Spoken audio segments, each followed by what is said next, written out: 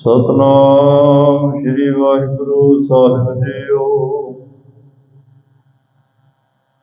भगवती छंद तै प्रसाद कथ ते के आछिज दिसै के आपिज भिसै के आगंज करमै के आपंज भरमै के अभिज लुकै के आदित सूकै के अवधूत बरनै के विभूत करनै के राजन प्रभावै के धर्मं तुजाहै के आशोक बरनै के सर्वा अपरनै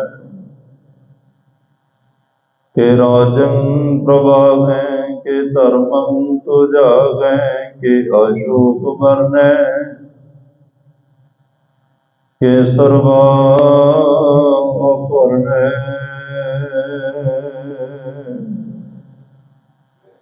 वाहिगुरु जी का खालसा वाहिगुरु जी की फतेह। परम सत्कार ते सम्मानयोग चवर छतर तख्त दे मालक जुगो जुग अटल सर्व सांझी वालदा दे पैगंबर दीन अते दुनिया दे राखे मनुखता दे सांझे रहबर गुरता गद्दी ते सुभाए मान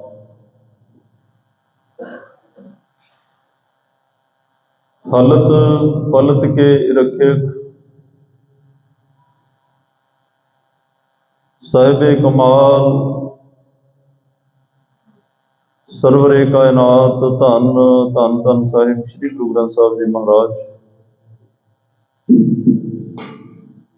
गरीब नवाज सतगुरां ने महान बख्शिश कृपा रहमत अपने सारिਆਂ ते कीती।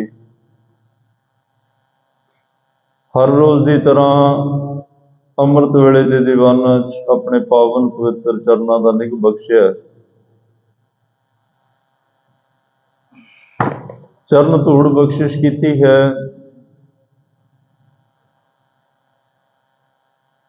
जिस चरण धूड़ नूं परसन वास्ते आपां सारे ही दूरों नेड़ियों चल के गुरु चरणों विच पुजे हाँ,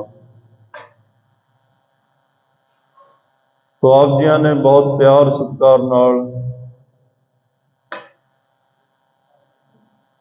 हजूरी रागी जथे की पावन रसना तो इलाही गुरबाणी का कीर्तन बहुत श्रद्धा भावना नाल सरवण किया। उपरंत सतगुरु पातशाह ने महान कृपा करते हुए श्री जाप साहब जी की पावन पवित्र बाणी की विचार नाल जुड़न का आपां सारिਆਂ ਨੂੰ सुभागा समा बख्शिया। आओ इस मिले हुए समय नूं गुरमत विचारां की सांझ पा के सफल करन दा यतन करिए। अपने मनां दे दरवाजे खोल के बैठन का यतन करियो ताकि एक एक गुरु का शब्द कन दे राही साडे मन तक पहुंच जाए। साडा मन टिकाव विच आ जाए, मन की मैल उतर जाए। मन की कटी है मैल, इत्थे मन की मैल कटी जाती है। सतगुरु हर रोज कृपा बख्शिश करते हैं, साडे जीवन की घाट कटते हैं। दैवी गुणा की बख्शिश साडी झोली विच पाउंदे ने, जिन्हां कोल उस वस्तु नूं प्राप्त करन दा जां उस वस्तु नूं ग्रहण करने वास्ते बर्तन होवे, भांडा होवे, झोली होवे, तो सतगुरां दे दैवी गुणां नूं रब्बी गुणां नूं अपने जीवन का श्रृंगार बना लेंदे। असल विच वो गुरसिख बन जाते आ क्योंकि उन्हां दे जीवन विचों गुरु की सिक्ख्या झलकदी है। ਉਹਨਾਂ ਦੇ ਜੀਵਨ ਵਿੱਚੋਂ ਗੁਰੂ ਪਰਮਾਤਮਾ ਵਰਗੇ ਜਿਹੜੇ ਗੁਣ ਨੇ ਉਹ ਵੇਖਣ ਨੂੰ ਮਿਲਦੇ ਨੇ।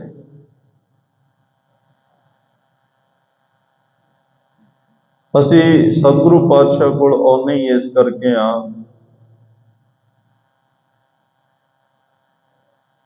ਕਿ ਅਸੀਂ ਉਸ ਪਰਮਾਤਮਾ ਦਾ ਜਿਹੜਾ ਸਵਰੂਪ ਅਦ੍ਰਿਸ਼ ਹੈ, ਦਿਸ ਨਹੀਂ ਰਿਹਾ, ਲੇਕਿਨ ਹੈ ਬੜਾ ਸੁੰਦਰ। ਉਹਦੇ ਗੁਣ, ਉਹਦਾ ਸੁਭਾਅ ਬਹੁਤ ਅੱਛੇ ਨੇ।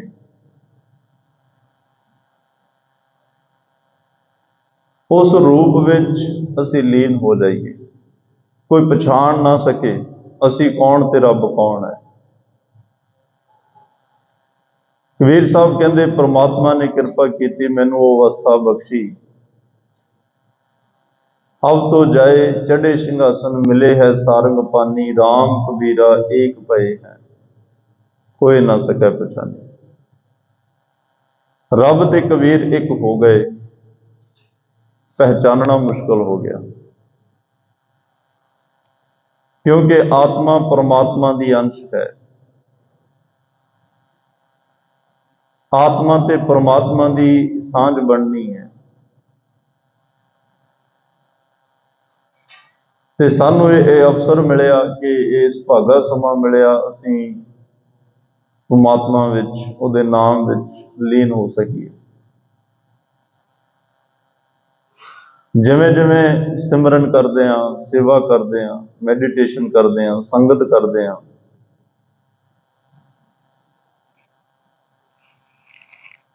ਉਵੇਂ ਉਵੇਂ ਜਿਹੜੇ ਸਾਡੇ ਬੜੇ ਰੂਪ ਬਣੇ ਹੋਏ ਸੀ, ਕਾਮ ਦਾ ਵਾਸਾ ਹੋਇਆ, ਰੂਪ ਹੋਰ ਹੋ ਗਿਆ। ਕ੍ਰੋਧ ਨੇ ਆਪਣਾ ਪ੍ਰਭਾਵ ਪਾਇਆ ਤਾਂ ਰੂਪ ਹੋਰ ਹੋ ਗਿਆ। ਲੋਭ ਨੇ ਪ੍ਰਭਾਵ ਪਾਇਆ ਤਾਂ ਰੂਪ ਹੋਰ ਹੋ ਗਿਆ। ਹੰਕਾਰ ਦਾ ਪ੍ਰਭਾਵ ਆਇਆ ਤਾਂ ਸਾਡਾ ਰੂਪ ਹੋਰ ਹੋ ਗਿਆ। ਇੱਕ ਜੀਵਨ ਦੇ ਵਿੱਚ ਕਿੰਨੇ ਰੂਪ ਹੋ ਗਏ। ਮੋਹ ਨੇ ਆਪਣਾ ਪ੍ਰਭਾਵ ਪਾਇਆ ਤੇ ਰੂਪ ਹੋਰ ਹੋ ਗਿਆ। ਪਹਿਲਾਂ ਤਾਂ ਆਪਣੇ ਹੀ ਰੂਪ ਬਹੁਤ ਨੇ, ਐਨੇ ਰੂਪ ਲੈ ਕੇ ਉਸ ਪਰਮ ਸਰੂਪ ਦੇ ਵਿੱਚ ਕਿਵੇਂ ਅਸੀਂ ਲੀਨ ਹੋਵਾਂਗੇ। ਸਿਮਰਨ ਦੀ ਇਹ ਬਰਕਤ ਹੈ, ਸੇਵਾ ਦੀ ਇਹ ਬਰਕਤ ਹੈ ਕਿ ਜਦੋਂ ਕੋਈ ਆਪਣਾ ਆਪ ਸਮਰਪਣ ਕਰਕੇ ਸਿਮਰਨ ਦੇ ਵਿੱਚ ਜੁੜਦਾ ਹੈ, ਸੇਵਾ ਕਰਦਾ ਹੈ, ਤਾਂ ਜਿਹੜੇ ਇੰਨੇ ਸਾਡੇ ਰੂਪ ਨੇ ਇਹ ਖਤਮ ਹੋਣੇ ਸ਼ੁਰੂ ਹੋ ਜਾਂਦੇ ਆ, ਇਹ ਮਿਟਣੇ ਸ਼ੁਰੂ ਹੋ ਜਾਂਦੇ ਆ।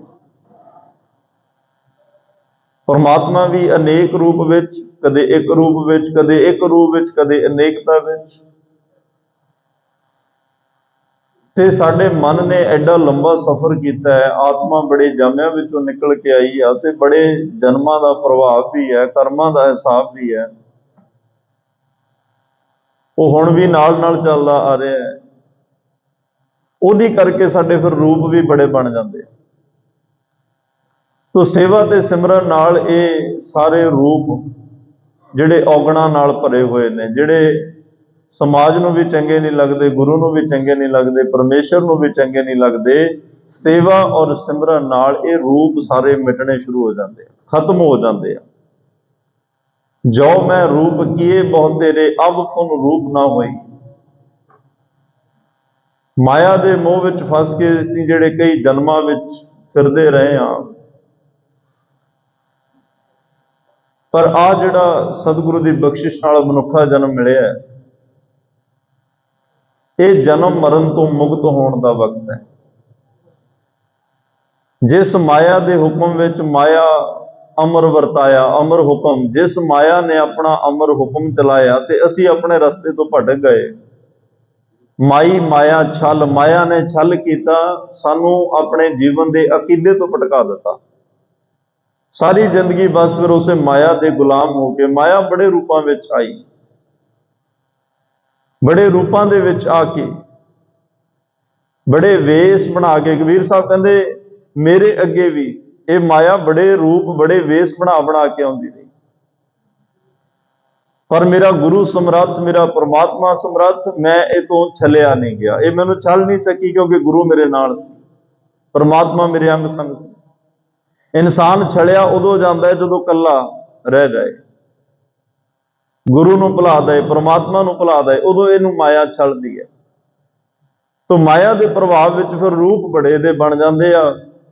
ਤੋ ਇੰਨੇ ਰੂਪਾਂ ਵਿੱਚ ਪ੍ਰਮਾਤਮਾ ਦਾ ਜਿਹੜਾ ਦੀਦਾਰ ਨਹੀਂ ਹੋ ਸਕਦਾ। ਮਹਾਰਾਜ ਕਹਿੰਦੇ ਸੇਵਾ ਸਿਮਰਨ ਨਾਲ ਜਿਹੜਾ ਇਹ ਤੇਰੇ ਰੂਪ ਵਿਕਾਰਾਂ ਨਾਲ ਜਿਹੜੇ ਲੁਪਤ ਰੂਪ ਨੇ ਉਹ ਖਤਮ ਹੋਣ ਲੱਗ ਪੈਂਦੇ ਆ।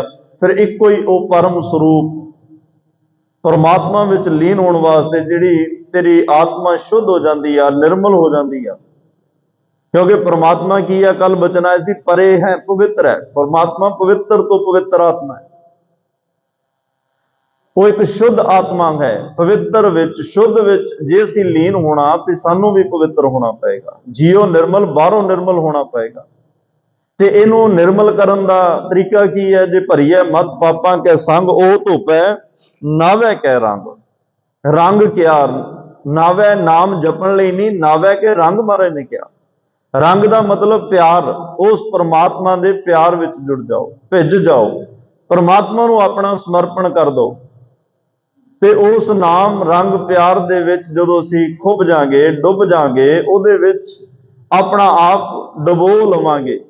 ਜਿਵੇਂ ਲਲਾਰੀ ਇੱਕ ਕੱਪੜੇ ਨੂੰ ਭੱਠ ਵਿੱਚ ਪਾ ਕੇ ਆਪਣੀ ਮਟਕੀ ਵਿੱਚ ਪਾਉਂਦਾ ਹੈ ਤੇ ਉਹ ਰੰਗ ਕੇ ਬਾਹਰ ਨਿਕਲਦਾ ਹੈ। ਜਦੋਂ ਕੋਈ ਨਾਮ ਦੇ ਰੰਗ ਵਿੱਚ, ਪ੍ਰਮਾਤਮਾ ਦੇ ਪਿਆਰ ਵਿੱਚ ਆਪਣਾ ਆਪ ਸਮਰਪਣ ਕਰੇਗਾ, ਪ੍ਰਮਾਤਮਾ ਆਪਣੇ ਦੈਵੀ ਗੁਣਾਂ ਨਾਲ ਰੰਗ ਕੇ ਉਹਨੂੰ ਵਾਪਸ ਕਰ ਦੇਗਾ, ਉਹਨੂੰ ਵਾਪਸ ਕਰ ਦੇਗਾ। ਪਰ ਇਹ ਜੇ ਮਨ ਰੰਗਾਉਣਾ ਤਾਂ ਗੁਰੂ ਨੂੰ ਦੇਣਾ ਪਏਗਾ। ਦੂਸਰੀ ਗੱਲ ਇਹ ਕਿ ਜਦੋਂ ਹੱਥਾਂ ਨੂੰ ਮੈਲ ਲੱਗਦੀ ਹੈ, ਮਿੱਟੀ ਲੱਗਦੀ ਆ, ਅਸੀਂ ਇਕੱਲੇ ਨਲਕੇ ਜਾਂ ਟੂਟੀ ਹੇਠਾਂ ਇਕੱਲੇ ਕਰ ਹੀ ਨਹੀਂ ਲੈਂਦੇ ਕਿ ਗਿੱਲੇ ਹੋ ਗਏ ਤੇ ਬਸ, ਅਸੀਂ ਮਲਦੇ ਵੀ ਆ, ਸਾਬਣ ਵੀ ਲਾਉਣੀ ਪੈਂਦੀ ਆ, ਮਲ ਕੇ ਮੈਲ ਲਾਉਣੀ ਪੈਂਦੀ ਆ। ਮਨ ਨੂੰ ਵੀ ਮਹਾਰਾਜ ਕਹਿੰਦੇ ਬੜੇ ਤਰ੍ਹਾਂ ਦੀ ਮੈਲ ਲੱਗੀ ਹੋਈ ਆ, ਮਤ ਬੜੀ ਮੈਲੀ ਹੋਈ ਆ, ਇਹਨੂੰ ਸੇਵਾ ਤੇ ਸਿਮਰਨ ਨਾਲ ਮਲ ਕੇ ਧੋ। ਭਰੀਏ ਮਤ ਪਾਪਾਂ ਕੈ ਸੰਗ, ਉਹ ਧੋਪੈ ਨਾਵੇ ਕੈ ਰੰਗ। ਮੂਤ ਪਲੀਤੀ ਕੱਪੜ ਹੋਏ, ਦੇ ਸਾਬੂਨ ਲਈਐ ਉਹ ਧੋਏ। ਜਿਵੇਂ ਕੱਪੜਾ ਜਿੰਨੀ ਕੁ ਮੈਲ ਉਹਨੂੰ ਹੋਵੇ, ਅਸੀਂ ਇਕੱਲੇ ਪਾਣੀ ਨਾਲ ਸਰਦਾ ਹੋਵੇ ਪਾਣੀ ਨਾਲ ਧੋ ਲਈਦਾ, ਜੇ ਉਹਨੂੰ ਸਾਬਣ ਦੀ ਲੋੜ ਹੋਵੇ ਸਾਬਣ ਲਾ ਲਈਦੀ ਆ। ਤੇ ਮਨ ਨੂੰ ਤਾਂ ਮੈਲ ਇੰਨੀ ਹੋਈ ਆ, ਲੱਗੀ ਹੋਈ ਆ, ਇਹ ਤਾਂ ਕੋਲੂ ਨੂੰ ਸਾਫ਼ ਕਰਨ ਵਰਗੀ ਲੀਰ ਜਿੰਨਾ ਮੈਲਾ ਹੋਇਆ ਪਿਆ, ਜਿਹ ਚ ਇੰਨੀ ਥੰਧਿਆਈ ਆ ਗਈ, 100 ਵਾਰ ਧੋਣ ਤੇ ਵੀ ਉਹ ਥੰਧਿਆਈ ਨਹੀਂ ਜਾ ਰਹੀ। ਤੇ ਇਨਸਾਨ ਸੋਚਦਾ ਵੀ ਸ਼ਾਇਦ ਇੱਕ ਦਿਨ ਵਿੱਚ ਹੀ ਸਾਰਾ ਕੁਝ ਹੋ ਜਾਏ।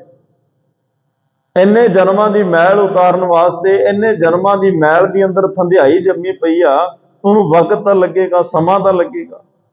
ਸੰਸਾਰ ਵਿੱਚ ਅਸੀਂ ਕੋਈ ਵੀ ਉੱਚੀ ਪਦਵੀ ਤੇ ਜਾਂਦੇ ਆ, ਸਕੂਲੀ ਪੜ੍ਹਾਈਆਂ ਹੁੰਦੀਆਂ ਨੇ, ਕਾਲਜਾਂ ਦੀਆਂ ਪੜ੍ਹਾਈਆਂ ਨੇ, ਯੂਨੀਵਰਸਿਟੀ ਦੀਆਂ ਪੜ੍ਹਾਈਆਂ ਨੇ, ਕਿੰਨੇ ਸਾਲ ਲੱਗਦੇ ਆ।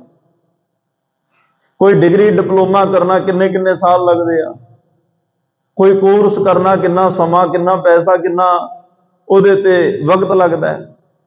ਪਰ ਪਰਮਾਰਥ ਦੀ ਦੁਨੀਆ ਵਿੱਚ ਆ ਕੇ ਇਨਸਾਨ ਕਾਹਲਾ ਪੈ ਜਾਂਦਾ ਵੀ ਇੱਥੇ ਬਸ ਕੋਈ ਜਾਦੂ ਵਾਲਾ ਕੰਮ ਹੋਵੇ, ਸਾਹਮਣੇ ਜਾਈਏ ਤੇ ਸਾਰੀ ਕਿਰਪਾ ਵਰਤ ਜਾਏ।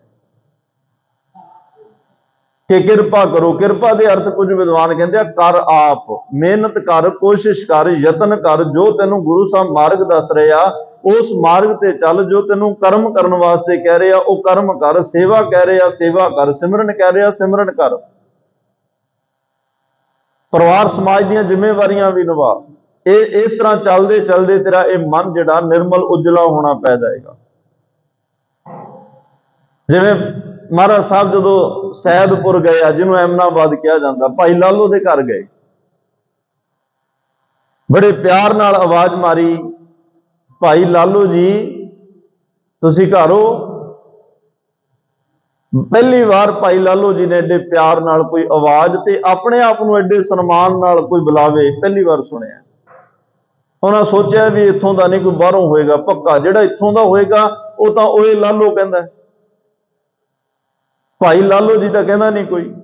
ਇਹ ਪੱਕਾ ਕਿਦੋਂ ਦੂਰੋਂ ਆਏ ਹੋਏ ਨੇ, ਕੋਈ ਮੁਸਾਫਿਰ ਨੇ, ਜਿਹਨੇ ਭਾਈ ਪਹਿਲਾਂ ਕਿਹਾ ਤੇ ਜੀ ਬਾਅਦ ਵਿੱਚ ਕਿਹਾ। ਇਹ ਇੱਥੋਂ ਦੇ ਵਸਨੀਕ ਨਹੀਂ। ਚਲੋ ਦਰਵਾਜ਼ਾ ਖੁੱਲਿਆ, ਜਾਣਕਾਰੀ ਹੋਈ, ਭਾਈ ਮਰਦਾਨਾ ਜੀ ਨੇ ਦੱਸਿਆ ਇਹ ਕਲਯੁਗ ਦੇ ਅਵਤਾਰ ਜਾਹਰ ਪੀਰ ਜਗਤ ਗੁਰ ਬਾਬਾ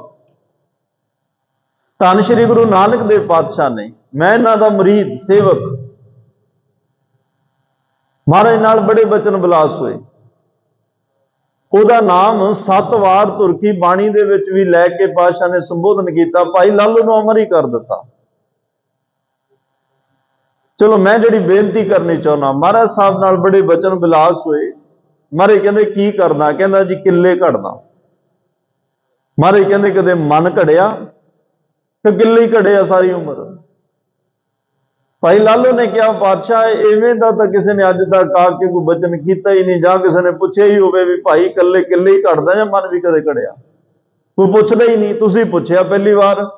ਤੇ ਜਦੋਂ ਏਦਾਂ ਦਾ ਕੋਈ ਮੈਨੂੰ ਕਾਰੀਗਰੀ ਨਹੀਂ ਮਿਲਿਆ ਜਿਹੜਾ ਮਨ ਵੀ ਘੜਦਾ ਹੋਵੇ, ਮਨ ਘੜਨ ਦੀ ਜਾਚ ਸਿਖਾਉਂਦਾ ਹੋਵੇ, ਤੇ ਮਨ ਫਿਰ ਕਿਵੇਂ ਘੜਿਆ ਜਾ ਸਕਦਾ? ਚਲੋ ਹੁਣ ਤੁਸੀਂ ਆਏ ਹੋ, ਮਨ ਘੜ ਦਿਓ। ਪਾਤਸ਼ਾਹ ਕਹਿੰਦੇ ਇਹ ਕਿੱਲੇ ਤੂੰ ਕਿਵੇਂ ਘੜਦਾ? ਕਹਿੰਦਾ ਜੀ ਜਿਹੜਾ ਕਿੱਲਾ ਮੈਨੂੰ ਫੜਾ ਜਾਏ ਮੈਂ ਘੜ ਕੇ ਵਾਪਸ ਦੇ ਦਿੰਦਾ। ਕੋਈ ਲੱਕੜ ਮੈਨੂੰ ਦੇ ਜਾਏ ਮੈਂ ਉਹਦਾ ਸੰਦ ਬਣਾ ਕੇ ਉਹਨੂੰ ਵਾਪਸ ਕਰ ਦਿੰਦਾ, ਪਰ ਉਹ ਮੈਨੂੰ ਦੇ ਕੇ ਜਾਂਦੇ ਆ, ਮੈਂ ਉਹਨਾਂ ਦਾ ਹੀ ਤਿਆਰ ਕਰਦਾ। ਕਹਿੰਦੇ ਜਿਹੜੇ ਤੈਨੂੰ ਕਹਿ ਜਾਣ ਵੀ ਆ ਸਾਡੇ ਕਿੱਲੇ ਘੜਦੇ ਹੀ ਤੇ ਫੜਾ ਕੇ ਨਾ ਜਾਣ, ਉਹਨਾਂ ਦੇ ਵੀ ਘੜੇ ਜਾਂਦੇ ਆ। ਕਹਿੰਦੇ ਜੀ ਉਹਨਾਂ ਦੇ ਕਿਵੇਂ ਘੜੇ ਜਾਣਗੇ? ਜੇ ਕੋਈ ਮੈਨੂੰ ਦੇ ਕੇ ਜਾਏਗਾ ਤਾਂ ਹੀ ਕਿੱਲਾ ਘੜਾਂਗਾ ਨਾ। ਪਾਤਸ਼ਾਹ ਕਹਿੰਦੇ ਜੇ ਮਨ ਕਢਵਾਉਣਾ ਚਾਹੁੰਦਾ ਤਾਂ ਵੀਰੇ ਮਨ ਮੈਨੂੰ ਦੇਣਾ ਪਏਗਾ। ਜੇ ਤੂੰ ਕਵੇਂ ਮੈਂ ਕੋਲੇ ਰੱਖਾਂ ਤੇ ਮਨ ਘੜਿਆ ਵੀ ਜਾਏ, ਐਵੇਂ ਨਹੀਂ ਹੋਣਾ।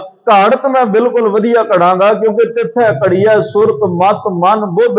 ਇੱਥੇ ਤਾਂ ਘਾੜਤ ਬੜੀ ਅਜੀਬ ਕਿਸਮ ਦੀ ਘੜੀ ਜਾਂਦੀ ਆ। ਇੱਥੇ ਗੁਰੂ ਸਾਹਿਬ ਅੰਦਰੋਂ ਘਾੜਤ ਘੜਦੇ ਆ, ਅੰਦਰੋਂ ਸ਼ਿੰਗਾਰਦੇ ਆ, ਪਰ ਇਹ ਮਨ ਮੈਨੂੰ ਦੇਣਾ ਪਏਗਾ, ਫਿਰ ਮੈਂ ਇਹਨੂੰ ਘੜ ਸਕਦਾ। ਉਹਨੇ ਕਿਹਾ ਪਾਤਸ਼ਾਹ ਮਨ ਤੁਹਾਡਾ ਹੋਇਆ। ਮਨ ਤੁਹਾਡਾ ਦਾ ਮਤਲਬ ਇਹ ਕੋਈ ਮਨ ਇਦਾਂ ਦੀ ਕੋਈ ਵਸਤੂ ਨਹੀਂ ਕਿ ਕੱਢ ਕੇ ਫੜਾ ਦਿੱਤੀ। ਪੈਸੇ ਨੇ ਭੇਟਾ ਮਾਇਆ ਅਸੀਂ ਜੇਬ ਚ ਹੱਥ ਪਾਉਂਦੇ ਆ, ਕੱਢ ਕੇ ਦੇ ਦਈਦੀ ਆ।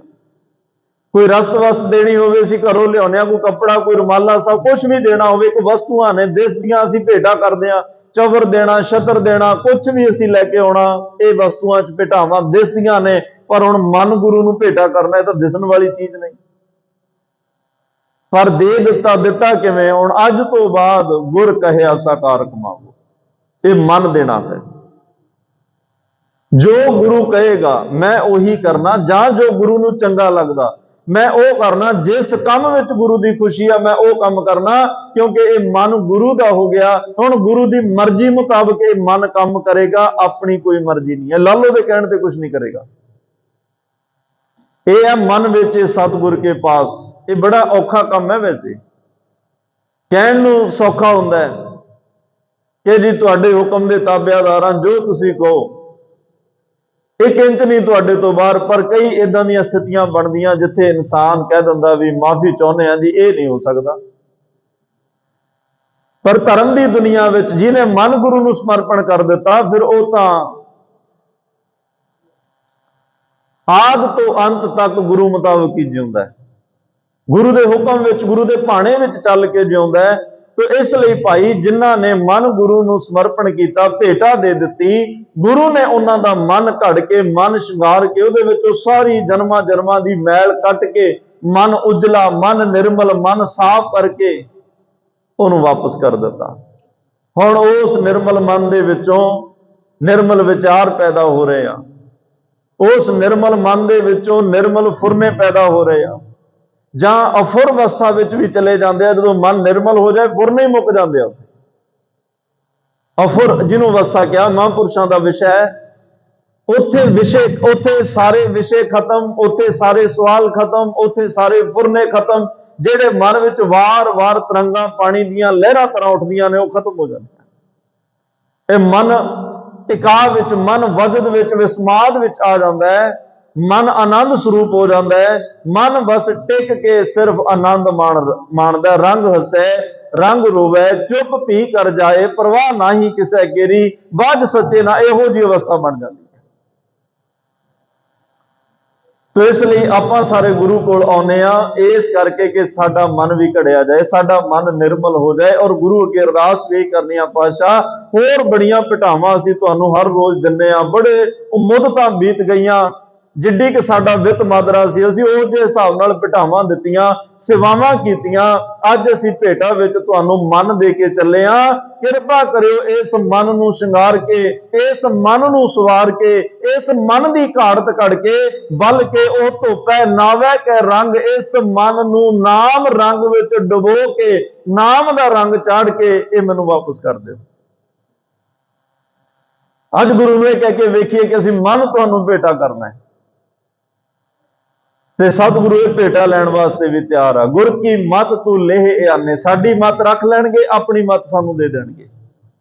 ਉਸ ਮਨ ਵਿੱਚ ਦੇਵੀ ਗੁਣ ਟਿਕਾ ਕੇ, ਰੱਬੀ ਬਖਸ਼ਿਸ਼ਾਂ ਟਿਕਾ ਕੇ, ਮਨ ਨੂੰ ਉਜਲਾ ਕਰਕੇ, ਮਨ ਨੂੰ ਵਿਸ਼ਾਲ ਕਰਕੇ ਸਤਿਗੁਰੂ ਸਾਨੂੰ ਦੇ ਦੇਣਗੇ। ਇੱਕ ਪਰਉਪਕਾਰੀ ਸੁਭਾਅ ਸਾਡਾ ਬਣ ਜਾਏਗਾ। ਇਹ ਮਨ ਦਾ ਇਲਾਜ ਕੇਵਲ ਗੁਰੂ ਕੋਲ ਹੁੰਦਾ ਹੈ। ਜੇ ਕਿਸੇ ਨੂੰ ਮਾਨਸਿਕ ਤੌਰ ਤੇ ਕੋਈ ਪੀੜਾ ਹੋ ਜਾਏ, ਡਾਕਟਰਾਂ ਕੋਲ ਜਾਓਗੇ, ਉਹ ਨੀਂਦ ਦੀ ਦਵਾਈ ਦੇ ਸਕਦਾ ਕਿ ਕਈ ਘੰਟੇ ਇਨਸਾਨ ਸੁੱਤਾ ਰਵੇ, ਹੌਲੀ ਹੌਲੀ ਬਸ ਉਹ ਦਵਾਈ ਤੇ ਡਿਪੈਂਡ ਹੋ ਜਾਂਦਾ ਹੈ। ਪਰ ਸਤਿਗੁਰੂ ਪਾਤਸ਼ਾਹ ਕਹਿੰਦੇ ਮੈਂ ਇਹੋ ਜਿਹੀਆਂ ਟੈਂਪਰੇਰੀ ਗੋਲੀਆਂ, ਕੋਈ ਪੇਨ ਕਿਲਰ ਗੋਲੀਆਂ, ਵਕਤੀ ਗੋਲੀਆਂ, ਕੋਈ ਨਸ਼ੇ ਦੀਆਂ ਗੋਲੀਆਂ ਨਹੀਂ ਦਿੰਦਾ ਕਿ ਤੂੰ ਆਪਣੀ ਅਸਲ ਬਿਮਾਰੀ ਨੂੰ ਭੁੱਲ ਜਾਏ ਤੇ ਮੈਂ ਤੇਰਾ ਧਿਆਨ ਕਿਸੇ ਪਾਸੇ ਹੋਰ ਲਾ ਦਿਆਂ। ਨਹੀਂ, ਮੈਂ ਤਾਂ ਉਸ ਬਿਮਾਰੀ ਦੀ ਜੜ ਤੱਕ ਜਾ ਕੇ ਉਹਨੂੰ ਜੜ ਤੋਂ ਖਤਮ ਕਰਦਾ। ਦੁਖ ਰੋਗ ਸੰਤਾਪ ਉਤਰੇ, ਸੁਣੀ ਸੱਚੀ ਬਾਣੀ, ਦੁੱਖ ਭੰਜਨ ਤੇਰਾ ਨਾਮ ਜੀ, ਦੁੱਖ ਭੰਜਨ ਤੇਰਾ। ਇਸੇ ਕਰਕੇ ਅੱਜ ਇੰਨੇ ਗੁਰੂ ਘਰ ਦੁੱਖ ਨਿਵਾਰਨ ਨਾਮ ਤੋਂ ਬਣੇ ਹੋਇਆ। ਇੱਥੇ ਦੁੱਖ ਨਿਵਰਤੀ, ਦੁੱਖਾਂ ਦੀ ਨਿਵਰਤੀ ਜੜ ਤੋਂ ਖਤਮ ਹੁੰਦੇ ਆ। ਦੁੱਖ ਕਿਸੇ ਨੂੰ ਵਕਤੀ ਠੀਕ ਨਹੀਂ ਕੀਤਾ ਜਾਂਦਾ। ਜੇ ਕਿਸੇ ਨੇਤਰਹੀਣ ਨੂੰ ਅੱਖਾਂ ਮਿਲੀਆਂ, ਸਦੀਵ ਕਾਲ ਲਈ ਮਿਲੀਆਂ, ਕੁਝ ਸਮੇਂ ਲਈ ਨਹੀਂ। ਔਰ ਉਹਨਾਂ ਨੂੰ ਮਿਲੀਆਂ ਜਿਨ੍ਹਾਂ ਨੂੰ ਡਾਕਟਰਾਂ ਨੇ ਕਿਹਾ ਸੀ ਤਾਂ ਹੋ ਹੀ ਨਹੀਂ ਸਕਦਾ। ਜਿਨ੍ਹਾਂ ਨੂੰ ਕੰਨਾਂ ਤੋਂ ਸੁਣਨ ਲੱਗਿਆ, ਉਹਨਾਂ ਨੂੰ ਸੁਣਨ ਲੱਗਿਆ ਜਿਨ੍ਹਾਂ ਨੂੰ ਡਾਕਟਰਾਂ ਨੇ ਜਵਾਬ ਦਿੱਤਾ ਔਰ ਸਦੀਵ ਕਾਲ ਲਈ ਸੁਣਨ ਲੱਗ ਪਿਆ। ਉਹ ਬੋਲਣ ਲੱਗ ਪਏ ਜਿਹੜਿਆਂ ਨੂੰ ਡਾਕਟਰ ਕਹਿੰਦੇ ਸੀ ਜੀ ਨਹੀਂ ਇਹ ਗੂੰਗਾ ਹੀ ਰਹੇਗਾ, ਬੋਲ ਹੀ ਨਹੀਂ ਸਕਦਾ, ਕੋਈ ਹੱਲ ਨਹੀਂ ਇਹਦਾ, ਸਾਇੰਸ ਦੇ ਵਿੱਚ ਮੈਡੀਕਲ ਲਾਈਨ 'ਚ ਕੋਈ ਹੱਲ ਨਹੀਂ। ਗੁਰੂ ਰਾਮਦਾਸ ਮਹਾਰਾਜ ਨੇ ਉਹ ਵੀ ਬੋਲਣ ਲਾ ਦਿੱਤੇ। ਇਹ ਇਸ ਕਰਦੀਆਂ ਬਖਸ਼ਿਸ਼ਾਂ, ਕਿਉਂਕਿ ਧੰਨ ਗੁਰੂ ਗ੍ਰੰਥ ਸਾਹਿਬ ਮਹਾਰਾਜ ਉਸ ਪਰਮਾਤਮਾ ਦਾ ਸਰਗੁਣ ਸਰੂਪ ਨੇ। ਇੱਥੇ ਦੁਨੀਆ ਦੀ ਕੋਈ ਇਹੋ ਜਿਹੀ ਬਿਮਾਰੀ, ਕੋਈ ਦੁੱਖ, ਕੋਈ ਰੋਗ, ਕੋਈ ਮੁਸ਼ਕਲ, ਕੋਈ ਸਵਾਲ ਇਹੋ ਜਿਹਾ ਨਹੀਂ ਹੈ ਜਿਹਦਾ ਇੱਥੇ ਹੱਲ ਨਾ ਹੋਵੇ। ਸਵਾਲ ਹੋਵੇ, ਸਵਾਲ ਹੋਣਾ ਚਾਹੀਦਾ। ਕਈ ਵਾਰ ਸਾਡੇ ਸਵਾਲ ਹੀ ਮੂੰਹ ਸਿਰ ਹੁੰਦਾ ਹੀ ਨਹੀਂ ਉਹਨਾਂ ਦਾ, ਬਿਨਾਂ ਸਿਰ ਪੈਰ ਤੋਂ ਐਵੇਂ ਕੋਈ ਨਾ ਕੋਈ ਛੱਡ ਦਿੰਦੇ ਆ, ਨਾ ਅੱਗੇ ਉਹਦਾ ਕੁਝ ਬਣਦਾ ਨਾ ਪਿੱਛੇ ਕੁਝ ਬਣਦਾ। ਸਵਾਲ ਵੀ ਸਾਰਥਕ, ਉਹ ਸਾਰੂ ਸੋਚ ਵਿੱਚੋਂ ਕੋਈ ਸਵਾਲ ਉਪਜਿਆ ਹੋਵੇ ਤੇ ਸਤਿਗੁਰੂ ਤਸੱਲੀ ਬਖਸ਼ ਉਹਦੇ ਜਵਾਬ ਦਿੰਦੇ ਆ। ਤੇਰਾ ਤਨ ਦਾ ਰੋਗ, ਤੇਰੇ ਮਨ ਦਾ ਰੋਗ, ਤੇਰੀ ਆਤਮਾ ਦਾ ਰੋਗ, ਤੇਰੇ ਜਨਮਾਂ ਜਨਮਾਂ ਦੇ ਰੋਗ, ਬਲਕਿ ਜਿਹੜਾ ਹਉਮੈ ਰੋਗ ਮਾਨੁਕੋ ਦੀਨਾ, ਜਿਹਦਾ ਹੱਲ ਹੀ ਨਹੀਂ ਕੋਈ। ਔਰ ਇਹ ਪ੍ਰਮਾਤਮਾ ਨੇ ਦੇਖੋ ਇਹ ਰੋਗ ਲੱਗਿਆ ਨਹੀਂ, ਦਿੱਤਾ ਸਾਨੂੰ ਹਉਮੈ ਰੋਗ ਮਾਨੁਕੋ ਦੀਨਾ, ਦਿੱਤਾ ਪਾਤਸ਼ਾਹ ਨੇ। ਕਿਉਂ ਦਿੱਤਾ? ਕਿਉਂਕਿ ਜਿਸ ਪ੍ਰਮਾਤਮਾ ਨੇ ਇਹ ਸਰੀਰ ਸਾਨੂੰ ਦਿੱਤਾ, ਜਿਨ ਰਚ ਰਚਿਆ ਪੁਰਖ ਵਿਧਾਤੇ, ਨਾਲੇ ਹਉਮੈ ਪਾਈ, ਹਉਮੈ ਰੋਗ ਮਨ ਕੋ ਦੀਨਾ। ਇਹ ਹਉਮੈ ਦਾ ਬੱਧਿਆ ਹੋਇਆ ਇਨਸਾਨ ਜਨਮ ਮਰਨ ਉਸ ਹੀ ਕੋ ਹੈ ਰੇ, ਉਹਾਂ ਆਵੇ ਜਾਈ, ਹਉ ਵਿੱਚ ਆਇਆ, ਹਉ ਵਿੱਚ ਗਿਆ, ਹਉ ਵਿੱਚ ਜੰਮਿਆ, ਹਉ ਵਿੱਚ ਮੁਆ। ਪਰਮਾਤਮਾ ਨੇ ਸੰਸਾਰ ਦੀ ਪ੍ਰਕਿਰਤੀ ਨੂੰ ਚਲਾਉਣ ਵਾਸਤੇ, ਸੰਜੋਗ ਵਿਜੋਗ ਦੀ ਕਾਰ ਨੂੰ ਚਲਾਉਣ ਵਾਸਤੇ ਇਹ ਹਉਮੈ ਰੋਗ ਰੱਖ ਦਿੱਤਾ ਵੀ ਹਉਮੈ ਦਾ ਬੱਧਿਆ ਇਨਸਾਨ ਆ ਰਿਹਾ ਤੇ ਜਾ ਰਿਹਾ। ਔਰ ਜਾਂ ਇਉਂ ਕਹਿ ਲਓ ਵੀ ਇੱਕ ਇੰਨੇ ਵੱਡੇ ਮੱਲ ਦੇ ਨਾਲ ਸਾਡਾ ਪਰਮਾਤਮਾ ਨੇ ਮੈਚ ਪਵਾਇਆ ਵੀ ਆ ਸਾਰੀ ਜ਼ਿੰਦਗੀ ਤੂੰ ਰਹਿੰਦਿਆਂ ਰਹਿੰਦਿਆਂ ਇਹਦੇ ਤੋਂ ਜਿੱਤਣਾ, ਇਹਨੂੰ ਢਾਉਣਾ ਹੈ। ਤੇ ਜੇ ਤੂੰ ਜਿੱਤ ਗਿਆ, ਮਨ ਜੀਤੇ ਜਗ ਜੀਤ। ਜੇ ਤੂੰ ਇਹ ਹਉਮੈ ਵਰਗੇ ਰੋਗ ਤੋਂ ਬਚ ਗਿਆ, ਇਹ ਹਉਮੈ ਗੁਰੂ ਦੇ ਉੱਪਰ ਮਾਣ ਕਰਨ ਵਾਲੀ ਬਣ ਗਈ, ਪਰਮਾਤਮਾ ਤੇ ਮਾਣ ਕਰਨ ਵਾਲੀ ਬਣ ਗਈ। ਜੇ ਇਹ ਹਉਮੈ ਜਿਹੜੀ ਕਰੀ ਸੀ ਮੈਂ ਕਰਦਾ ਤੇ ਇਹ ਕਹਿਣ ਲੱਗ ਪਈ ਜੋ ਕਰਦਾ ਪਰਮਾਤਮਾ ਕਰਦਾ ਹੈ, ਤਾਂ ਫਿਰ ਤੂੰ ਇਸ ਦੁਨੀਆ ਦੀ ਬਾਜੀ ਜਿੱਤ ਕੇ ਜਾਏਗਾ। ਫਿਰ ਤੇਰਾ ਆਵਾ ਗੁਣ ਵੀ ਖਤਮ, ਤੈਨੂੰ ਜਨਮ ਮਰਨ ਇਹ ਸਾਰੇ ਕੰਮਾਂ ਤੋਂ ਛੁੱਟੀ ਹੋ ਜਾਏਗੀ। ਬਸ ਇਹ ਸਾਡਾ ਇੱਕ ਵੱਡਾ ਇਮਤਿਹਾਨ ਹੈ। ਅਸੀਂ ਸੰਸਾਰ ਵਿੱਚ ਰਹਿੰਦੇ ਹਾਂ, ਇਸ ਹਉਮੈ ਰੋਗ ਵਰਗਿਆਂ ਤੋਂ ਜਿੱਤਣਾ ਹੈ, ਇਹਨਾਂ ਨੂੰ ਖਤਮ ਕਰਨਾ। ਔਰ ਨਿਰਾਸ਼ ਨਹੀਂ ਹੋਣਾ। ਸਤਿਗੁਰਾਂ ਨੇ ਬੜੀ ਤਸੱਲੀ ਨਾਲ ਕਿਹਾ, ਜੈਸਾ ਸਤਿਗੁਰ ਸੁਣੀਂਦਾ ਤੈਸੋ ਹੀ ਮੈਂ ਡੀਠ ਵਿਛੜਿਆ ਮਿਲੇ ਪ੍ਰਭੂ। ਹਰ ਦਰ ਕੈ ਕਾ ਵਸੀਠ ਹਰ ਨਾਮੋ ਮੰਤਰ ਦ੍ਰਿੜਾਏਂਦਾ ਕੱਟੇ ਹਉਮੈ ਰੋਗ। ਇੱਥੇ ਹਉਮੈ ਦਾ ਰੋਗ ਵੀ ਕੱਟਿਆ ਜਾਂਦਾ, ਕਿਉਂਕਿ ਮੇਰਾ ਵੈਦ ਗੁਰੂ ਗੋਬਿੰਦ ਆ। ਸਾਡਾ ਵੈਦ ਬੜਾ ਕਮਾਲ ਦਾ ਹੈ। ਇਹ ਵੈਦ ਆਮ ਵੈਦ ਤਾਂ ਨਵਜਾਂ ਵੇਖ ਕੇ ਦੱਸਦੇ ਆ, ਰਿਪੋਰਟਾਂ ਵੇਖ ਕੇ ਕਿ ਜੀ ਤੁਹਾਡੀਆਂ ਅੱਖਾਂ ਦਾ ਰੰਗ, ਉਹ ਸਿੰਪਟਮ ਪੁੱਛਦੇ ਆ, ਫਿਰ ਅਗਲੀ ਗੱਲ ਫਿਰ ਕਰਦੇ ਆ, ਫਿਰ ਉਹ ਡਾਇਗਨੋਸਿਸ ਤੋਂ ਬਾਅਦ ਬਿਮਾਰੀ ਦੇ ਹੱਲ ਵੱਲ ਤੁਰਦੇ ਆ। ਪਰ ਸਾਡਾ ਵੈਦ ਤਾਂ ਜਨਮਾਂ ਜਨਮਾਂ ਦੀਆਂ ਸਾਡੀਆਂ ਫੈਲਾਂ ਚੱਕੀ ਫਿਰਦਾ ਵੀ ਕਿਹੜੇ ਜਨਮ ਦਾ ਕਿਹੜਾ ਰੋਗ ਤੇਰੇ ਨਾਲ ਤੁਰਿਆ ਰਿਹਾ। ਔਰ ਇਹੋ ਜਿਹੇ ਰੋਗ ਜਿਨ੍ਹਾਂ ਦੀ ਆਯੁਰਵੈਦ, ਹੋਮੋਪੈਥੀ, ਮੈਡੀਕਲ, ਐਲੋਪੈਥੀ ਕਿਸੇ ਚ ਇਲਾਜ ਹੀ ਨਹੀਂ। ਨਿੰਦਿਆ ਦਾ ਇਲਾਜ ਹੈ ਜੀ ਕਿਤੇ? ਲੋਭ ਖਤਮ ਹੋ ਜਾਏ ਹੈ ਕਿਤੇ ਹੱਲ ਇਹਦਾ? ਅੱਖਾਂ ਪਰਾਇਆ, ਰੂਪ ਪਰਾਇਆ, ਕੁਛ ਨਾ ਵੇਖ ਕੇ ਲੁਭਾਇਮਾਨ ਨਾ ਹੋਣ, ਕੋਈ ਇਹਦਾ ਹੱਲ ਹੈ? ਕੰਨ ਦੇ ਨਾਲ ਮੈਂ ਨਿੰਦਿਆ ਨਾ ਸੁਣ ਸਕਾਂ, ਕੋਈ ਏਦਾਂ ਦੀ ਮੈਡੀਸਨ ਕੰਨਾਂ 'ਚ ਪੈ ਸਕਦੀ ਆ? ਰਸਨਾ ਕਿਸੇ ਦੇ ਲਈ ਮਾੜਾ ਬੋਲ ਨਾ ਬੋਲੇ, ਕੋਈ ਇਹਨੂੰ ਦਵਾਈ ਦੇ ਨਾਲ ਚੁੱਪ ਕਰਾਇਆ ਜਾ ਸਕਦਾ? ਹੈ ਹੀ ਨਹੀਂ। ਇਹ ਸਾਰੇ ਇਲਾਜ ਜਿਹੜੇ ਨੇ ਧੰਨ ਸ਼੍ਰੀ ਗੁਰੂ ਗ੍ਰੰਥ ਸਾਹਿਬ ਮਹਾਰਾਜ ਕਰਦੇ। ਇਸ ਲਈ ਵੱਡੇ ਭਾਗ ਨੇ ਆਪਣੇ ਸਾਰਿਆਂ ਦੇ। ਗੁਰੂ ਗ੍ਰੰਥ ਸਾਹਿਬ ਮਹਾਰਾਜ ਦਾ ਸ਼ੁਕਰ ਕਰਿਆ ਕਰੋ, ਅਕਾਲ ਪੁਰਖ ਦਾ ਸ਼ੁਕਰ ਕਰਿਆ ਕਰੋ। ਅਸੀਂ ਕਿਹਾ ਨਹੀਂ ਹੋਣਾ ਵੀ ਸਾਨੂੰ ਸਿੱਖਾਂ ਦੇ ਘਰ 'ਚ ਜਨਮ ਦਿਓ, ਕਿਉਂਕਿ ਸਾਨੂੰ ਪਤਾ ਹੀ ਨਹੀਂ ਅਸੀਂ ਕਿੱਥੋਂ ਆਏ ਆ। ਅਸੀਂ ਇਹ ਤਾਂ ਨਹੀਂ ਕਿਹਾ ਹੋਏਗਾ ਵੀ ਸਾਨੂੰ ਗੁਰਸਿੱਖਾਂ ਦੇ ਘਰ ਜਨਮ ਦਿਓ, ਪਰ ਉਹਦਾ ਕਿੱਡਾ ਤਰਸ ਹੈ। ਸਾਰੇ ਧਰਮ ਚੰਗੇ ਨੇ, ਆਪੋ ਆਪਣੇ ਧਰਮ ਤੇ ਹਰ ਇੱਕ ਨੂੰ ਮਾਣ ਹੋਣਾ ਚਾਹੀਦਾ, ਭਰੋਸਾ ਹੋਣਾ ਚਾਹੀਦਾ, ਕਰਨਾ ਚਾਹੀਦਾ। ਪਰ ਸਾਡੇ ਕਿੱਡੇ ਚੰਗੇ ਭਾਗ, ਸਾਨੂੰ ਉਸ ਘਰ ਵਿੱਚ, ਉਸ ਵਿਹੜੇ 'ਚ ਜਨਮ ਮਿਲਿਆ ਜਿਸ ਵਿਹੜੇ 'ਚ ਜਨਮ ਲੈਣ ਵਾਲਿਆਂ ਦੀ ਸਾਂਝ ਧੰਨ ਗੁਰੂ ਨਾਨਕ ਦੇਵ ਮਹਾਰਾਜ ਨੇ ਪਰਮਾਤਮਾ ਨਾਲ ਪਾਈ। ਸਾਨੂੰ ਅਕਾਲ ਦੇ ਪੁਜਾਰੀ ਬਣਾਇਆ, ਸਾਨੂੰ ਵਾਹਿਗੁਰੂ ਪਰਮੇਸ਼ਰ ਦੇ ਪੁਜਾਰੀ ਬਣਾਇਆ, ਸਾਨੂੰ ਹੋਰ ਚੀਜ਼ਾਂ ਦੇ ਪੁਜਾਰੀ ਨਹੀਂ ਬਣਾਇਆ। ਬੜੀ ਖੁੱਲੀ ਡੁੱਲੀ ਸਾਨੂੰ ਵਿਚਾਰਧਾਰਾ ਦਿੱਤੀ ਆ ਧੰਨ ਗੁਰੂ ਨਾਨਕ ਦੇਵ ਪਾਤਸ਼ਾਹ ਨੇ। ਸਾਨੂੰ ਉਸ ਪਰਮਾਤਮਾ ਨਾਲ ਜੋੜਿਆ ਜਿਸ ਪਰਮਾਤਮਾ ਦੀਆਂ ਸਿਫਤਾਂ ਧੰਨ ਗੁਰੂ ਗੋਬਿੰਦ ਸਿੰਘ ਮਹਾਰਾਜ ਕਰ ਰਹੇ। ਅੱਜ ਪਾਤਸ਼ਾਹ ਨੇ ਨਵਾਂ ਛੰਦ, ਇੱਕ ਉਹਦੀ ਪ੍ਰਾਰੰਭਤਾ ਹੈ, ਭਗਵਤੀ ਛੰਦ ਤਵੈ ਪ੍ਰਸਾਦ ਕਥ ਤੇ।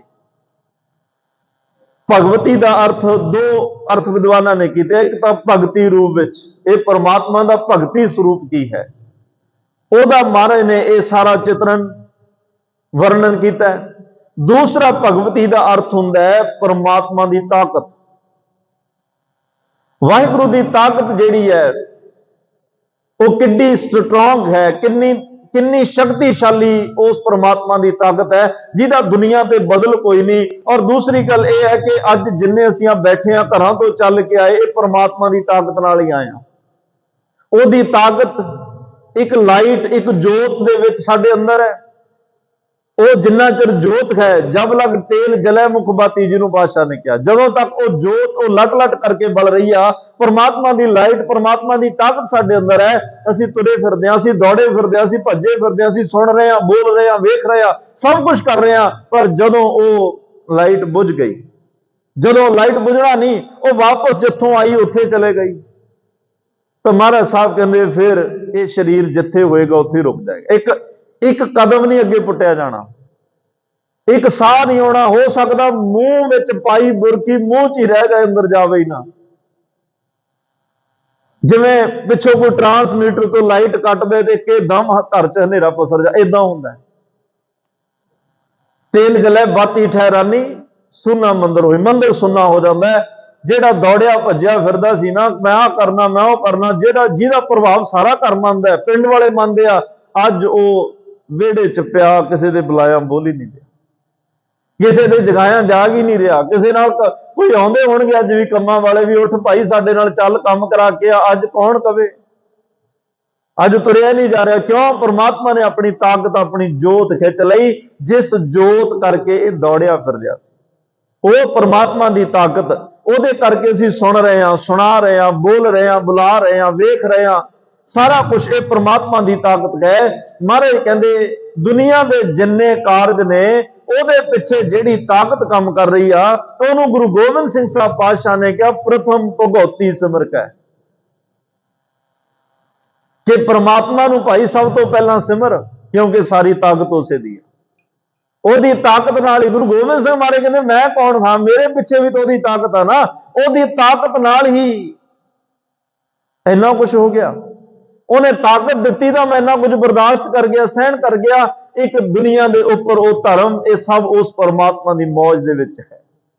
ਉਸ ਅਕਾਲ ਪੁਰਖ ਦੀ ਜਿਹੜੀ ਆ, ਮਹਾਰਾਜ ਕਹਿੰਦੇ ਨੇ, ਉਹ ਤਾਕਤ ਜਿਹੜੀ ਦੇਵਤਿਆਂ ਵਿੱਚ ਵੀ ਹੈ, ਜਿਹਨੂੰ ਕਿਹਾ ਕਾਲ ਪਾਏ ਬ੍ਰਹਮਾ ਬਵਤਰਾ, ਕਾਲ ਪਾਏ ਸਿਵਜੂ ਅਵਤਰਾ, ਜਿਹਨੂੰ ਸੁਖਮਨੀ ਸਾਹਿਬ ਵਿੱਚ ਪੜ੍ਹਦੇ ਅਸੀਂ ਭਗਉਤੀ ਭਗਵੰਤ ਭਗਤ ਕਰਾਂ। ਪਰਮਾਤਮਾ ਦੀ ਤਾਕਤ ਦਾ ਜ਼ਿਕਰ, ਇਹ ਉਹ ਤਾਕਤ ਜਿਹਨੂੰ ਦੁਨੀਆ ਪੂਜਦੀ ਹੈ। ਤਾਕਤ ਨੂੰ ਹੀ ਪੂਜਿਆ ਜਾਂਦਾ ਨਾ, ਜਦੋਂ ਕੋਈ ਕੁਰਸੀ ਤੇ ਹੁੰਦਾ, ਤਾਕਤ ਚ ਹੁੰਦਾ, ਸਾਰੇ ਸਲੂਟ ਕਰਦੇ ਆ, ਤੇ ਜਦੋਂ ਤਾਕਤ ਚਲੇ ਜਾਂਦੀ ਆ ਕੋਈ ਨਹੀਂ ਪੁੱਛਦਾ। ਜਿਹੜੇ ਸਲੂਟ ਕਰਦੇ ਆ ਮੁੜ ਕੇ ਹੱਥਕੜੀਆਂ ਚੱਕੀ ਫਿਰਦੇ ਆ। ਇਹ ਪਰਮਾਤਮਾ ਦੀ ਤਾਕਤ ਜਿਹੜੀ, ਇਹਨੂੰ ਚੈਲੰਜ ਕੋਈ ਨਹੀਂ। ਇਹ ਸਦੀਵ ਕਾਲ ਲਈ ਇੱਕ ਸਾਰਤਾ ਵਿੱਚ ਤਾਕਤ ਬਣੀ ਹੋਈ ਹੈ। ਸਾਰੇ ਦੇਵੀ ਦੇਵਤੇ, ਸਾਰੇ ਗੁਰੂ ਸਾਹਿਬਾਨ, ਪੀਰ ਪੈਗੰਬਰ, ਔਲੀਏ, ਸਾਰੇ ਉਹਦੀ ਤਾਕਤ ਦੀ ਪੂਜਾ ਕਰਦੇ ਆ, ਉਹਨੂੰ ਮੰਨਦੇ ਆ, ਉਹਨੂੰ ਇਸੇ ਕਰਕੇ ਸਜਦਾ ਕਰਦੇ ਆ ਕਿ ਤੇਰੀ ਤਾਕਤ ਅੱਗੇ ਸਾਡੀਆਂ ਤਾਕਤਾਂ ਕੁਝ ਵੀ ਨਹੀਂ। ਹਾਂ, ਅਸੀਂ ਤੇਰੇ ਵਿੱਚੋਂ ਹੀ, ਪਰ ਅਸੀਂ ਤਾਂ ਇੱਕ ਛੋਟੇ ਛੋਟੇ ਬੀਜ ਹਾਂ, ਅਸੀਂ ਤਾਂ ਇੱਕ ਸਾਗਰ ਦੇ ਵਿੱਚੋਂ ਨਿਕਲੀ ਹੋਈ ਬੂੰਦ ਹਾਂ। ਅਸੀਂ ਤਾਂ ਇੱਕ ਸੂਰਜ ਦੀ ਕਿਰਨ ਹੋ ਸਕਦੇ, ਹੋ ਸਕਦਾ ਕਿਰਨ ਤੋਂ ਵੀ ਛੋਟੇ ਹੋਈਏ, ਪਰ ਉਹ ਸੂਰਜ ਤਾਂ ਨਹੀਂ ਨਾ। ਸੂਰਜ ਕਿੱਡੀ ਤਾਕਤ ਦਾ ਮਾਲਕ, ਪਰਮਾਤਮਾ ਬੇਅੰਤ ਹੈ, ਫਿਰ ਉਹਦੀ ਤਾਕਤ ਭੰਨੀ ਨਹੀਂ ਜਾ ਸਕਦੀ, ਉਹਦੀ ਤਾਕਤ ਤੋੜੀ ਨਹੀਂ ਜਾ ਸਕਦੀ, ਉਹਦੀ ਤਾਕਤ ਨਾਸ਼ ਨਹੀਂ ਕੀਤੀ ਜਾ ਸਕਦੀ। ਉਹਦੀ ਤਾਕਤ ਜਿਆਪ ਜੁਗੋ ਜੁਗ ਟਲ, ਉਹਦਾ ਨਾਮ ਜੁਗੋ ਜੁਗ ਅਟਲ, ਉਹਦਾ ਤਖਤ ਜੁਗੋ ਜੁਗ ਅਟਲ, ਉਹਦਾ ਰਾਜ ਜੁਗੋ ਜੁਗ ਅਟਲ। ਯਾਦ ਰੱਖਿਓ, ਉਸ ਪਰਮਾਤਮਾ ਦੀ ਤਾਕਤ ਵੀ ਜੁਗੋ ਜੁਗ ਅਟਲ ਹੈ। ਉਹਦੀ ਤਾਕਤ ਨੇ ਵੀ, ਮਹਾਰਾਜ ਕਹਿੰਦੇ, ਉਹ ਵੱਖ ਨਹੀਂ ਕੀਤੀ ਜਾ ਸਕਦੀ, ਵੱਢੀ ਨਹੀਂ ਜਾ ਸਕਦੀ। ਉਹਦੀ ਤਾਕਤ ਨਾ ਕਿਸੇ ਦੇ ਪ੍ਰਭਾਵ ਦੇ ਅਧੀਨ ਆਉਂਦੀ ਹੈ, ਨਾ ਉਹਦੀ ਤਾਕਤ ਕੋਈ ਖਤਮ ਕਰ ਸਕਦਾ। ਜੇ ਉਹ ਚਾਹੇ ਸੂਰਜਾਂ ਦੇ ਚਾਨਣ ਨੂੰ ਵੀ ਖਤਮ ਕਰ ਸਕਦਾ, ਚੰਦਰਮਾ ਨੂੰ ਮੇਟ ਸਕਦਾ, ਸਮੁੰਦਰਾਂ ਦੇ ਵਿੱਚ ਪਾਣੀ ਆ ਉਹ ਸੁਕਾ ਸਕਦਾ। ਏਡੀ ਵੱਡੀ ਤਾਕਤ। ਟਿੱਬਿਆਂ ਦੇ ਵਿੱਚ ਥਲੀ ਕਰੇ ਅਸਗਾਹ, ਜਿੱਥੇ ਥਲ ਨੇ, ਜਿੱਥੇ ਜਲ ਗਏ ਪਹਾੜ, ਜਿੱਥੇ ਪਹਾੜ ਉੱਥੇ ਜਲ ਕਰ ਸਕਦਾ। ਕਿਹਾ ਉਸ ਪਰਮਾਤਮਾ ਦੀ ਤਾਕਤ ਦਾ ਅਸੀਂ ਜ਼ਿਕਰ ਬੜੀ ਵਾਰ ਕੀਤਾ। ਧਰਤੀ ਤੇ ਆਕਾਸ਼ ਚੜਾਵੇ, ਚੜੇ ਆਕਾਸ਼ ਗਿਰਾਵੇ। ਮਹਾਰਾਜ ਸਾਹਿਬ ਕਹਿੰਦੇ, ਜਲ ਤੇ ਥਲ ਕਰ, ਥਲ ਤੇ ਕੂਆ, ਕੂਪ ਤੇ ਮੇਰ ਕਰਾਵੇ। ਧਰਤੀ ਤੇ ਆਕਾਸ਼ ਚੜਾਵੇ, ਚੜੇ ਆਕਾਸ਼ ਗਿਰਾਵੇ। ਹਸਤੋ ਜਾਏ ਸੋ ਰੋਵਤ ਆਵੇ, ਰੋਵਤ ਜਾਏ ਸੋ ਹੱਸੈ। ਰੀਤੇ ਭਰੇ ਭਰੇ ਸਖਨਾਵੇ, ਖਾਲੀਆਂ ਨੂੰ ਭਰਦਾ, ਭਰਿਆਂ ਨੂੰ ਖਾਲੀ ਕਰਦਾ। ਕੀੜਾ ਥਾਪ ਦੇ ਪਾਤਸ਼ਾਹੀ, ਲਸ਼ਕਰ ਕਰੇ ਸੁਆ। ਇਹ ਉਹਦੀਆਂ ਤਾਕਤਾਂ ਹੀ ਤਾਂ ਹੈ ਨੇ। ਪਰਮਾਤਮਾ ਬੜਾ ਬੇਅੰਤ ਹੈ। ਮਹਾਰਾਜ ਕਹਿੰਦੇ, ਉਸ ਵਾਹਿਗੁਰੂ ਦੀ ਕੀ ਤਾਕਤ ਹੈ, ਉਹਦੀ ਤਾਕਤ ਦਾ ਵਿਸਥਾਰ ਗੁਰੂ ਗੋਬਿੰਦ ਸਿੰਘ ਸਾਹਿਬ ਸੱਚੇ ਪਾਤਸ਼ਾਹ ਇੱਕ ਤੁੱਛ ਮਾਤਰ ਜ਼ਿਕਰ ਕਰ ਰਿਹਾ। ਤਵੈ ਪ੍ਰਸਾਦ ਤੇਰੀ ਕਿਰਪਾ ਨਾਲ ਅਕਾਲ ਪੁਰਖ, ਮੈਂ ਇਸ ਭਗਵਤੀ ਛੰਦ ਵਿੱਚ ਕਥਤੇ ਤੇਰੀ ਉਸ ਤਾਕਤ ਦਾ ਕਥਨ ਕਰਨ ਲੱਗਿਆ। ਤੁਸੀਂ ਕਰਵਾ ਰਹੇ ਹੋ, ਤੁਹਾਡੀ ਉਸਤਤ ਵਿੱਚ ਜੁੜਨ ਲੱਗਿਆ। ਸੁਣਨ ਵਾਲੇ ਵੀ, ਪੜਨ ਵਾਲੇ ਵੀ, ਕਹਿਣ ਵਾਲੇ ਵੀ, ਵਿਚਾਰਨ ਵਾਲੇ ਵੀ, ਸਾਰੇ ਅਸੀਂ ਰਲ ਮਿਲ ਤੇਰੇ ਉਹਨਾਂ ਗੁਣਾਂ ਨਾਲ ਜੁੜਨ ਲੱਗਿਆ। ਕਿਰਪਾ ਕਰਿਓ। ਤੇ ਮਹਾਰਾਜ ਸਾਹਿਬ ਨੇ ਪਹਿਲੀ ਕਿਰਪਾ ਕੀਤੀ ਕਿ ਅਛਿਜ ਦਿਸੈ। ਪਰਮਾ ਛਿਜ ਜਾਣਾ ਸਮਝ ਆਉਣਾ। ਕੱਲ ਬੇਨਤੀ ਕਰੀ ਸੀ, ਕੱਪੜਾ ਛਿਜ ਜਾਂਦਾ, ਆਪਾਂ ਕਹਿੰਦੇ ਛਿਜ ਗਿਆ। ਜਦੋਂ ਪੁਰਾਣਾ ਹੋ ਜਾਏ ਛਿਜ ਜਾਂਦਾ, ਕਮਜ਼ੋਰ ਹੋ ਜਾਂਦਾ, ਉਹ ਘਸ ਜਾਂਦਾ। ਤੇ ਜਦੋਂ ਛਿਜਿਆ ਹੋਵੇ, ਘਸਿਆ ਹੋਵੇ, ਪੁਰਾਣਾ, ਤੇ ਫਟ ਵੀ ਜਾਂਦਾ, ਫਟਿਆ ਹੋਇਆ ਖਤਮ। ਪਰ ਪਰਮਾਤਮਾ ਅਛਿਜ, ਉਹਦੀ ਤਾਕਤ ਅਛਿਜ, ਉਹ ਕਦੇ ਛਿਜਦੀ ਨਹੀਂ, ਕਮਜ਼ੋਰ ਨਹੀਂ ਹੁੰਦੀ, ਖਤਮ ਨਹੀਂ ਹੁੰਦੀ। ਜਿਹੜੀ ਕਮਜ਼ੋਰ ਨਹੀਂ ਹੁੰਦੀ ਤੇ ਉਹਨੂੰ ਖਤਮ ਕੌਣ ਕਰੇਗਾ? ਆਪਾਂ ਕਹਿੰਦੇ ਆ ਜੀ ਉਹ ਬੰਦੇ ਨੂੰ ਹੁਣ ਫੜਨਾ ਸੌਖਾ, ਕਿਉਂਕਿ ਉਹਦੀ ਤਾਕਤ ਘਟ ਗਈ। ਅੱਗੇ ਉਹਦੀ ਤਾਕਤ ਹੀ ਬਹੁਤੀ ਸੀ, ਅੱਗੇ ਜ਼ੋਰ ਬਹੁਤਾ ਸੀ, ਇਸ ਲਈ ਆਪਣੇ ਪੈਰ ਨਹੀਂ ਲੱਗਣ ਦਿੱਤੇ। ਹੁਣ ਆਪਾਂ ਉਹਨੂੰ ਵਲ ਸਕਦੇ ਹਾਂ, ਪਰ ਰੱਬ ਕਦੇ ਕਮਜ਼ੋਰ ਨਹੀਂ ਹੁੰਦਾ। ਕੱਲ ਕੋਈ ਮਨ ਚ ਵਹਿਮ ਪਾਲੇ ਵੀ ਰੱਬ ਕਿਹੜੇ ਵੇਲੇ ਕਮਜ਼ੋਰ ਹੋਵੇ, ਛਿਜ ਹੋਵੇ ਤੇ ਅਸੀਂ ਕੋਈ ਨਾ ਕੋਈ ਉਹਦੇ ਤੇ ਵਾਅਦਾ ਕਰੀਏ, ਨਹੀਂ ਹੋਣਾ। ਉਹਨੇ ਇੱਕੋ ਜਿਹਾ ਹੀ ਰਹਿਣਾ। ਇੱਕ ਸਾਰਤਾ ਵਿੱਚ ਹੈ ਕਿ ਅਛਿਜ ਦੇਸ਼ ਹੈ। ਪਰਮਾਤਮਾ ਦਾ ਜਿਹੜਾ ਦੇਸ਼ ਹੈ ਉਹ ਅਛਿਜ ਨਹੀਂ। ਉਸ ਦੇਸ਼ ਨੇ ਵੀ ਕਦੇ ਖਤਮ ਨਹੀਂ ਹੋਣਾ। ਭਗਤ ਰਵਿਦਾਸ ਸਾਹਿਬ ਨੇ ਨਾ ਅਸਲ ਵਿੱਚ ਬਾਣੀ ਵਿੱਚ ਦੋ ਦੇਸ਼ਾਂ ਦਾ ਜ਼ਿਕਰ ਹੈ। ਇੱਕ ਆ ਦੇਸ਼ ਜਿਹਨੂੰ ਲੋਕ ਕਿਹਾ ਜਾਂਦਾ ਹੈ, ਇੱਕ ਉਹ ਦੇਸ਼ ਜਿਹਨੂੰ ਪਰਲੋਕ ਕਿਹਾ ਜਾਂਦਾ ਹੈ। ਤੇ ਸਾਡੇ ਕੋਲੇ, ਸਾਡੇ ਜੀਵਨ ਚ ਜਾਂ ਸਾਡੇ ਮਨ ਚ ਭੁਲੇਖਾ ਕੀ ਪੈਦਾ ਹੁੰਦਾ, ਸਾਨੂੰ ਦੇਸ਼ ਤੇ ਵਿਦੇਸ਼ ਦਾ ਫਰਕ ਨਹੀਂ ਪਤਾ ਲੱਗਦਾ। ਅਸੀਂ ਇਸ ਦੇਸ਼ ਵਿੱਚ ਉਵੇਂ ਰਹਿੰਦੇ ਹਾਂ ਜਿਵੇਂ ਜਾਣਾ ਹੀ ਨਾ ਹੋਵੇ। ਇਸ ਦੇਸ਼ ਵਿੱਚ ਉਹ ਕੁਝ ਇਕੱਠਾ ਕਰਦੇ ਆ ਜਿਹੜਾ ਨਾਲ ਸਾਨੂੰ ਲੱਗੇ ਵੀ ਪਤਾ ਨਹੀਂ ਨਾਲ ਜਾਊ, ਪਰ ਜਾਣਾ ਨਹੀਂ।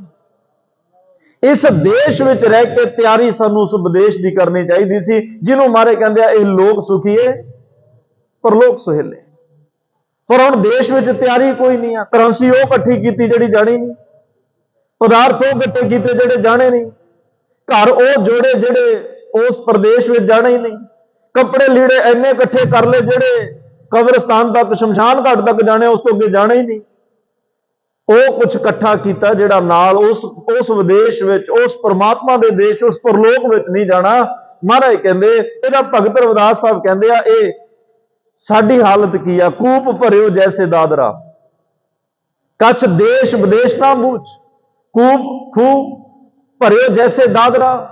दादरा डड्डू नूं कहंदे आ, जिवें भरे हुए पानी दे खूह विच डड्डू है, क्योंकि डड्डू दे माता पिता पानी च, ਉਹਦਾ जन्म उत्थे होया, ਉਹਨੂੰ ਵਧਾਈਆਂ भी उत्थे मिलियां, खूह चों बाहर ही नहीं आया। ਉਹਦੇ ਲਈ ਤਾਂ ਹੁਣ ਕੱਚ ਦੇਸ਼ ਵਿਦੇਸ਼ ਨਾ ਬੂਝ, ਉਹ ਕਹਿੰਦਾ ਬਸ ਆਹੀ ਦੁਨੀਆ, ਇਹ ਤੋਂ ਬਾਹਰ ਕੋਈ ਸਮੁੰਦਰ ਸਾਗਰ, ਜਿਹਨੂੰ ਕਹੋ ਨਾ ਸਮੁੰਦਰ ਵੀ ਇਹ ਬਹੁਤ ਵੱਡਾ, ਉਹ ਕਹਿੰਦਾ ਹੋ ਹੀ ਨਹੀਂ ਸਕਦਾ, ਖੂਹ ਤੋਂ ਵੱਡਾ ਕੀ ਹੋ ਸਕਦਾ, ਕਿਉਂਕਿ ਉੱਥੇ ਹੀ ਜੰਮਿਆ ਪੜਿਆ, ਉੱਥੇ ਹੀ ਖਤਮ। ਕੱਚ ਜਿਹਨੂੰ ਹੁਣ ਆਪ ਖੂਹ ਤੋਂ ਬਾਹਰ ਪਤਾ ਹੀ ਨਹੀਂ, ਆਪਣੇ ਦੇਸ਼ ਦਾ ਵੀ ਪੂਰਾ ਪਤਾ ਨਹੀਂ, ਉਹ ਵਿਦੇਸ਼ ਦੀ ਸੋਝੀ ਕਿੱਥੋਂ ਰੱਖੇਗਾ। ਸਾਡੀ ਹਾਲਤ ਵੀ ਉਸ ਖੂਹ ਦੇ ਡੱਡੂ ਵਰਗੀ ਹੋ ਗਈ, ਬਲਕਿ ਧਰਮ ਦੀ ਦੁਨੀਆ ਵਿੱਚ ਰਹਿਣ ਵਾਲਿਆਂ ਦੀ ਹਾਲਤ ਵੀ ਖੂਹ ਦੀ ਡੱਡੂ ਵਰਗੀ ਹੋ ਗਈ। ਸਾਰਾ ਟਾਈਮ, ਸਾਰਾ ਦਿਨ ਧਰਮ ਪਰਮਾਰਥ ਕਮਾਉਂਦਿਆਂ ਕਮਾਉਂਦਿਆਂ ਸੁਰਤ ਜਿਹੜੀ ਆ ਉਹ ਖੂਹ ਦੇ ਡੱਡੂ ਵਰਗੀ ਹੋਈ ਹੈ। ਨਿੱਕੀਆਂ ਨਿੱਕੀਆਂ ਗੱਲਾਂ ਤੇ ਵਿਵਾਦ ਨੇ, ਨਿੱਕੀਆਂ ਨਿੱਕੀਆਂ ਗੱਲਾਂ ਤੇ ਭਰਮ ਭੁਲੇਖੇ ਨੇ, ਨਿੱਕੀਆਂ ਨਿੱਕੀਆਂ ਗੱਲਾਂ ਤੇ ਮਨ ਜਿਹੜਾ ਪਰੇਸ਼ਾਨ ਹੋ ਜਾਂਦਾ। ਇਹਦਾ ਮਤਲਬ ਖੂਹ ਦੇ ਡੱਡੂਆਂ। ਜੇ ਵਿਸ਼ਾਲਤਾ ਆਈ ਹੁੰਦੀ ਫਿਰ ਵੈਰ ਭਾਵਨਾ ਖਤਮ ਹੋ ਜਾਣੀ ਸੀ। ਜੇ ਵਿਸ਼ਾਲਤਾ ਆਈ ਹੁੰਦੀ ਫਿਰ ਮਹਾਰਾਜ ਕਹਿੰਦੇ, ਨਾ ਕੋ ਵੈਰੀ ਨਹੀਂ ਬਗਾਨਾ ਸਗਲ ਸੰਗ ਹਮ ਕੋ। ਇਹੋ ਜਿਹੇ ਗੁਣ ਤਾਂ ਆਉਂਦੇ ਹੀ ਨਾ ਕਿ ਵੈਰੀ ਕੌਣ ਤੇ ਮੇਰਾ ਮਿੱਤਰ ਕੌਣ ਹੈ। ਜੇ ਅਸੀਂ ਥੋੜਾ ਜਿਹਾ ਵਿਸ਼ਾਲਤਾ ਵਿੱਚ ਕਦਮ ਪੁੱਟੇ ਹੁੰਦੇ, ਥੋੜੀ ਜਿਹੀ ਸੁਰਤ ਨੇ ਤਰੱਕੀ ਕੀਤੀ ਹੁੰਦੀ, ਡਿਵੈਲਪਮੈਂਟ ਹੋਈ ਹੁੰਦੀ ਸੁਰਤ ਦੀ, ਤੇ ਘੱਟੋ ਘੱਟ ਇੰਨਾ ਕੁ ਤਾਂ ਭਰੋਸਾ ਬਣਦਾ, ਜਾਂ ਤੂੰ ਮੇਰੇ ਵੱਲ ਹੈ ਤਾਂ ਕਿਆ ਮੋਹ ਛੰਦਾ, ਤੂੰ ਸਭ ਕੁਝ ਮੈਨੂੰ ਸੌਂਪਿਆ, ਜਾਂ ਤੇਰਾ ਬੰਦਾ ਚ ਇੱਕ ਵਚਨ ਬੜਾ ਪਿਆਰਾ, ਇਹ ਵੈਰੀ ਮਿੱਤਰ ਸਭ ਕੀਤੇ ਆ ਨਾ ਮੰਗੇ ਬੰਦਾ। ਵੈਰੀ ਮਿੱਤਰ ਸਾਡੇ ਬਣ ਜਾਣ ਜਾਂ ਸਾਨੂੰ ਲੱਗਣ ਲੱਗ ਪੈਣ ਵੀ ਇਹ ਹੁਣ ਵੈਰੀ ਨਹੀਂ ਮਿੱਤਰ ਹੀ ਨੇ, ਮੇਰੇ ਤਾਂ ਸਾਰੇ ਹੀ ਆਪਣੇ ਆ, ਕੌਣ ਮੇਰਾ ਵੈਰੀ ਕੌਣ ਹੋ ਸਕਦਾ, ਕਿਉਂਕਿ ਇਹਦੇ ਵਿੱਚ ਵੀ ਰੱਬ ਬੈਠਾ, ਰੱਬ ਵੈਰੀ ਤਾਂ ਹੋ ਹੀ ਨਹੀਂ ਸਕਦਾ। ਇੱਥੋਂ ਤੱਕ ਵੀ ਨਹੀਂ ਪਹੁੰਚਿਆ ਗਿਆ। ਜੇ ਪਹੁੰਚੇ ਤਾਂ ਕੋਈ ਨਾ ਕੋਈ ਹੋਰ ਰੁਕਾਵਟਾਂ ਉੱਥੇ ਆ ਕੇ ਖੜ ਗਈਆਂ। ਇੱਥੇ ਤੱਕ ਪਹੁੰਚਣਾ ਵੀ ਰੱਬ ਦੀ ਪ੍ਰਾਪਤੀ ਨਹੀਂ, ਰੱਬ ਦੀ ਪ੍ਰਾਪਤੀ ਤਾਂ ਬਸ ਰੱਬ ਹੋਣਾ ਹੀ ਆ। ਹਰ ਕਾ ਸੇਵਕ ਸੋ ਹਰ ਜਿਹਾ, ਭੇਦ ਨਾ ਜਾਣੋ ਮਾਨਸ ਦਿਆ, ਹਰ ਜਨ ਐਸਾ ਚਾਹੀਏ ਜੈਸਾ ਹਰ ਹੀ ਹੋਏ। ਜਿਹੋ ਜਿਹਾ ਰੱਬ ਹੈ, ਹਰੀ ਦਾ ਪਿਆਰਾ ਵੀ ਉਹ ਜਿਹਾ ਹੋਣਾ ਚਾਹੀਦਾ। 19-21 ਦਾ ਵੀ ਫਰਕ ਨਹੀਂ ਹੋਣਾ ਚਾਹੀਦਾ। 19-21 ਦੇ ਫਰਕ ਨਾਲ ਅਸੀਂ ਕੱਪੜੇ ਨਹੀਂ ਪਾਉਂਦੇ, 19-21 ਦੇ ਫਰਕ ਨਾਲ ਜੁੱਤੀ ਨਹੀਂ ਪਾਉਂਦੇ, 19-21 ਦੇ ਫਰਕ ਨਾਲ ਅਸੀਂ ਬੜੀਆਂ ਚੀਜ਼ਾਂ ਜਿਹੜੀਆਂ ਕਹਿੰਦੇ ਆ ਵੀ ਇੰਨਾ ਕੁ ਫਰਕ ਵੀ ਆ ਜਿਹੜਾ ਭਾਈ ਉਹ ਨਹੀਂ ਹੋਣਾ ਚਾਹੀਦਾ ਨੂੰ ਕੱਢ। 19-21 ਦੇ ਫਰਕ ਨਾਲ ਰੱਬ ਨਾਲ ਸਾਂਝ ਕਿਵੇਂ? ਨੇੜਤਾ ਹੋ ਸਕਦੀ ਆ, ਇੱਕ ਮਿਕਤਾ ਨਹੀਂ ਹੋ ਸਕਦੀ। ਇੱਕ ਮਿਕ ਹੋਣ ਵਾਸਤੇ ਤਾਂ 100% ਜਿਵੇਂ ਦਾ ਉਹ ਹੈ, ਉਹਦੇ ਗੁਣ ਸਾਰੇ ਹੀ ਮਨ ਸਾਚਾ ਮੁਖ ਸਾਚਾ ਸੋਏ ਅਵਰ ਨਾ ਪੇਖਿਆ ਇੱਕ ਦਿਨ ਕੋਈ, ਸਾਰੇ ਗੁਣ ਧਾਰਨ ਕਰਨੇ ਪੈਣਗੇ। ਇੱਕ ਦੇਸ਼ ਇਹ ਹੈ ਜਿਹੜਾ ਲੋਕ ਮਹਾਰਾਜ ਕਹਿੰਦੇ ਇਹਦੇ ਵਿੱਚ ਜਿਹੜੇ ਰਹਿਣ ਵਾਲੇ ਸਾਰੇ ਮਿੱਟੀ ਤੋਂ ਬਣੇ। ਜਿੰਨੀ ਤੁਸੀਂ ਆ ਉਪਜ ਵੇਖ ਰਹੇ ਹੋ, ਜੋ ਉਪਜਿਓ ਕਿਹਾ ਮਹਾਰਾਜ ਨੇ, ਉਪਜ ਧਰਤੀ ਵਿੱਚੋਂ ਪੈਦਾ ਹੋਇਆ। ਚਾਹੇ ਸੋਨਾ ਹੋਵੇ, ਲੋਹਾ ਹੋਵੇ, ਚਾਂਦੀ ਹੋਵੇ, ਪਿੱਤਲ ਹੋਵੇ, ਤਾਂਬਾ ਹੋਵੇ, ਪੱਥਰ ਹੋਣ, ਜਿੰਨੀਆਂ ਆਸੀਆਂ ਇਮਾਰਤਾਂ ਸਾਡੇ ਘਰਾਂ 'ਚ ਬਣੀਆਂ, ਬਿਲਡਿੰਗਾਂ ਸੋਹਣੀਆਂ, ਸਾਰਾ ਕੁਝ ਮਿੱਟੀ ਨਾਲ ਜੁੜਿਆ। ਤੇ ਅਖੀਰ ਜਦੋਂ ਢਹਿੰਦਾ ਮਿੱਟੀ 'ਚ ਮਿੱਟੀ ਹੋ ਜਾਂਦਾ ਤੇ ਉਹਨੂੰ ਬਾਅਦ 'ਚ ਅਸੀਂ ਮਲਬਾ ਕਹਿੰਦੇ। ਸਰੀਰ ਮਿੱਟੀ ਦਾ ਬਣਿਆ ਤੇ ਇਹ ਮਿੱਟੀ ਮਹਾਰਾਜ ਨੇ ਕਿਹਾ ਨਾ, ਜੋ ਜਹ ਤੇ ਉਪਜਿਓ ਨਾਨਕਾ ਲੀਨ ਤਾਹਿ ਮੈਂ ਮਨ, ਜਿੱਥੋਂ ਇਹ ਉਪਜਿਆ ਉੱਥੇ ਵਿੱਚ ਉਸੇ ਵਿੱਚ ਹੀ ਜਾ ਕੇ ਇਹ ਸਮਾ ਜਾਂਦਾ। ਤਾਂ ਹੀ ਤਾਂ ਗੁਰੂ ਤੇਗ ਬਹਾਦਰ ਸਾਹਿਬ ਨੂੰ ਕਹਿਣਾ ਪਿਆ, ਪਾਂਚ ਤਤ ਕੋ ਤਨ ਰਚਿਓ ਜਾਨੋ ਚਤੁਰ ਸੁਜਾਨ, ਜੇ ਤੇ ਉਪਜਿਓ ਨਾਨਕਾ ਲੀਨ ਤਾਹਿ ਮੈਂ ਮਾਨ। ਇਹ 5 ਤੱਤਾਂ ਤੋਂ ਤੇਰਾ ਸਰੀਰ ਬਣਿਆ, ਅਖੀਰ 5 ਤੱਤ 5 ਤੱਤਾਂ ਵਿੱਚ ਜਾ ਕੇ ਸਮਾ ਗਏ। ਪਰ ਮਨਾ ਤੂੰ ਵੀ ਤਾਂ ਕਿਸੇ ਦੀ ਅੰਸ਼ ਸੀ ਨਾ, ਤੂੰ ਵੀ ਤਾਂ ਕਦੋਂ ਵਿਛੜਿਆ ਸੀ ਤੇ ਤੇਰਾ ਜੀਵਨ ਚਲਿਆ ਗਿਆ, ਤੂੰ ਉੱਥੇ ਦਾ ਉੱਥੇ ਹੀ ਖੜਾ, ਤੂੰ ਉਹਦੇ 'ਚ ਨਹੀਂ ਮਿਲਿਆ ਜਿੱਥੇ ਮਿਲਣਾ ਸੀ। ਤੇਰਾ ਜੀਵਨ ਅੱਜ ਫਿਰ ਰਵਾਨਗੀ ਵਿੱਚ ਹੈ, ਕਿਉਂਕਿ ਤੂੰ ਉੱਥੇ ਪਹੁੰਚ ਹੀ ਨਹੀਂ ਸਕਿਆ ਜਿੱਥੇ ਇਹ ਸਾਰਾ ਆਵਾਗੁਣ ਖਤਮ ਹੋਣਾ ਸੀ। ਜੋ ਮਿੱਟੀ ਇਹ ਸੰਸਾਰ ਵਿੱਚ, ਇਸ ਦੇਸ਼ ਵਿੱਚ ਜੋ ਬਣਿਆ ਮਿੱਟੀ ਦਾ ਬਣਿਆ, ਤੇ ਅਖੀਰ ਇਹਨੇ ਮਿੱਟੀ ਹੋਣਾ। ਇਉਂ ਲੱਗਦਾ ਜਿਵੇਂ ਇੱਕ ਬੀਜ ਤੋਂ ਦਰਖਤ ਬਣਦਾ, ਦਰਖਤ ਤੋਂ ਫਿਰ ਬੀਜ ਬਣਦਾ। मिट्टी तो कबीरा तूर स्केल के पुरिया बांधी दे, माटी को पुत्रा माटी एक अनेक भांत कर साजी साजनहार है। ना कछ पोच माटी के भांडे, ना कछ पोच कुम्हार है। ते जदों ये इंसान मिट्टी दा बनया दौड़िया फिरदा है, माटी को पुत्रा कैसे नचत है। अंत वेला आउंदा अग दे हवाले कीता जांदा, फिर राख ते मिट्टी दा ढेर बन जांदा। ये देश इस देश दी खेड है। पर जेड़ा एक ओ देश, ओदा भी जिक्र भाई गुरदा, ऐसे मेरा मन विख्या बमोहिया, कछ आरा पार ना सूझ। साडा मन तां पातशाह इस माया विख्या, जहर रूपी माया च इन्ना गुलतान हो गया, ना आरा पार, ना सानू इस देश दी समझ ने, सानू विदेश दी समझ लगी। जदों ना समझ लगे फिर की करीदा? अरदास। जदों गल समझ तो बाहर हो जाए, सारे पासों हथ खड़े हो जाने, फिर की करीदा? अरदास। फिर अरदास करो।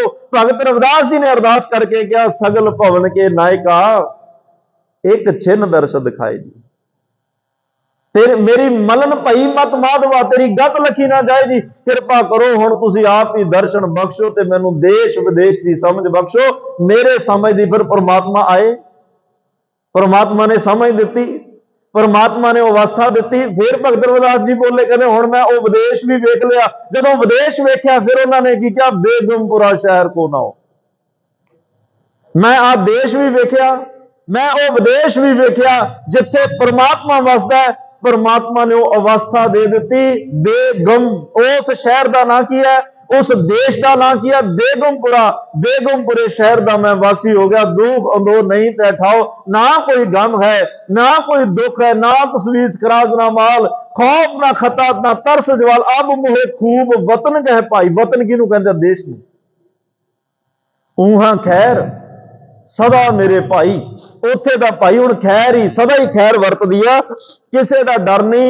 मेरे वर्गे ने इक्को जिही आ सारे, कोई वड्डा छोटा भी नहीं है, कोई अमीर गरीब भी नहीं। उत्थे जातां दी लड़ाई भी नहीं है, धर्मा रंग बस रंग दी भी लड़ाई नहीं, नस्ल दी कोई किसी तरह की लड़ाई नहीं, इक्को जिही हो गए सारे। ये बेगमपुरा शहर को ना हो, ये उस देश की गल। परमात्मा जेड़ा तेरा देश है वो अच्छे जगह है। तेरा देश भी जेड़ा ਉਹਨੂੰ कोई खत्म नहीं कर सकता, भन्निया नहीं जा सकता, तोड़िया नहीं जा सकता। तू ते उस देश नूं धन गुरु नानक साहब ने कहा सचखंड वसै निरंकार, ਉਹਨੂੰ सचखंड भी कहा।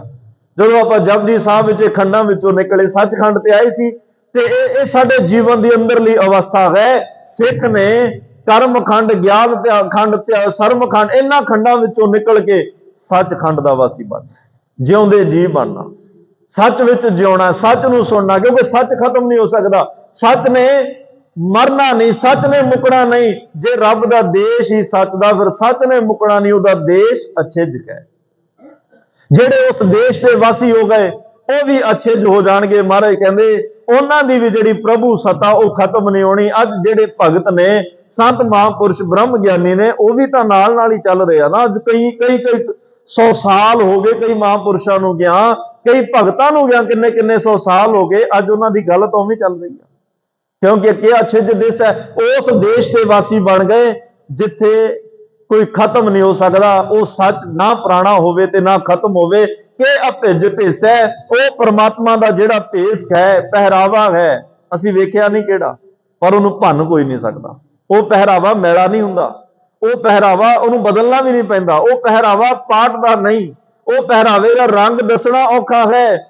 बस वो पहरावा तो इउं कह सकदे उहदे कोल प्रेम दी चादर है, आप भी प्रेम दी कंबली च रहिंदा है, ते जिहड़ा उहदा बन जाए उहनूं प्रेम दी चादर च ओढ़ लैंदा। ਉਹਦਾ ਪਹਿਰਾਵਾ, ਉਹਦਾ ਵੇਸ ਵੀ ਮਹਾਰਾਜ ਕਹਿੰਦੇ ਭੰਨਿਆ ਨਹੀਂ ਜਾ ਸਕਦਾ। ਉਹਦਾ ਲਿਬਾਸ ਜਿਹੜਾ ਹੈ ਉਹਦੇ ਵਿੱਚ ਕੋਈ ਤਬਦੀਲੀ ਨਹੀਂ। ਕਿ ਅਗੰਜ ਕਰਮ ਹੈ, ਵਾਹਿਗੁਰੂ ਨੇ ਕਰਮਾਂ, ਉਹ ਕਰਮਾਂ ਦੇ ਅਧੀਨ ਨਹੀਂ ਆਉਂਦਾ। ਤੇ ਯਾਦ ਰੱਖਿਓ ਧਰਮ ਦੇ ਫੋਕੇ ਕਰਮ ਕਾਂਡ ਕਰਕੇ ਰੱਬ ਨੂੰ ਪਾਇਆ ਵੀ ਨਹੀਂ ਜਾ ਸਕਦਾ। ਉਹ ਆਪ ਇਹਨਾਂ ਕਰਮਾਂ 'ਚ ਨਹੀਂ ਹੈ। ਅਸੀਂ ਕਰਮਾਂ ਦੇ ਬੱਧੇ ਹੋਏ ਆਏ ਹਾਂ, ਕਰਮਾਂ ਦੇ ਬੱਧਿਆਂ ਨੇ ਚਲਿਆ ਜਾਣਾ। ਜਾਂ ਫਿਰ ਅੰਤ ਵੇਲੇ ਜਿਹੋ ਜੀ ਸਾਡੀ ਬਿਰਤੀ ਹੋਏਗੀ ਅਗਲੇ ਜਾਮੇ ਉਹੋ ਜਿਹੇ ਮਿਲ ਜਾਣਗੇ, ਜਿਹੋ ਜਿੱਥੇ ਸਾਡੀ ਸੁਰਤ ਰਹੇਗੀ। पर परमात्मा ये सारिया गल्लां तो निर्लेप है, अगंज, वो जित्तिया नहीं जा सकता। कोई अजिहे धर्म कर्म करके रस्मां निभा के जिहदे नाल उहनूं वस किया जा सके, वस भी नहीं हुंदा।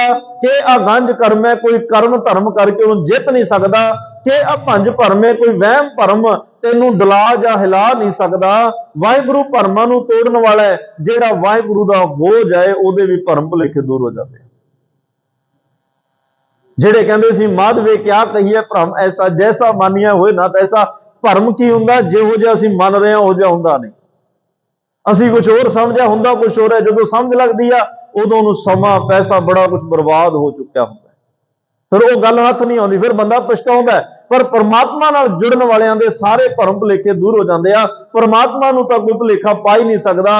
ਉਹਦੇ ਨਾਲ ਜਿਹੜਾ ਜੁੜ ਜਾਏ ਉਹਦਾ ਭੁਲੇਖਾ ਕੋਈ ਰਹਿਣ ਨਹੀਂ ਦਿੰਦਾ, ਉਹਨੂੰ ਭੁੱਲਣ ਨਹੀਂ ਦਿੰਦਾ। ਕਿਉਂਕਿ ਪਰਮਾਤਮਾ ਭੁੱਲਣ ਅੰਦਰ ਸਭ ਕੋ ਭੁੱਲ ਗੁਰੂ ਕਰਤਾਰ। ਗੁਰੂ ਨਾਨਕ ਸਾਹਿਬ ਜੀ ਦਾ ਇੱਕ ਬਚਨ ਹੈ, ਜਿਸਹਿ ਦਿਖਾਲਾਂ ਵਟੜੀ ਤਿਸਹਿ ਭੁਲਾਵੇ ਕੌਣ। ਜਿਹਨੂੰ ਰਸਤਾ ਪਰਮਾਤਮਾ ਆਪ ਦਿਖਾਵੇ ਉਹਨੂੰ ਕੌਣ ਭੁਲਾ ਸਕਦਾ? ਉਹਨੂੰ ਕੌਣ ਭੁਲਾ ਸਕਦਾ? ਨਾਲ ਇਹ ਵੀ ਕਹਿ ਦਿੱਤਾ, ਜਿਸੈ ਭੁਲਾਈ ਪੰਧ ਸਿਰ ਤਿਸੈ ਦਿਖਾਵੇ ਕੌਣ। ਜਿਹਨੂੰ ਰੱਬ ਨਹੀਂ ਭੁਲਾ ਦਿੱਤਾ ਉਹਨੂੰ ਕੋਈ ਰਾਹ ਵੀ ਨਹੀਂ ਪਾ ਸਕਦਾ।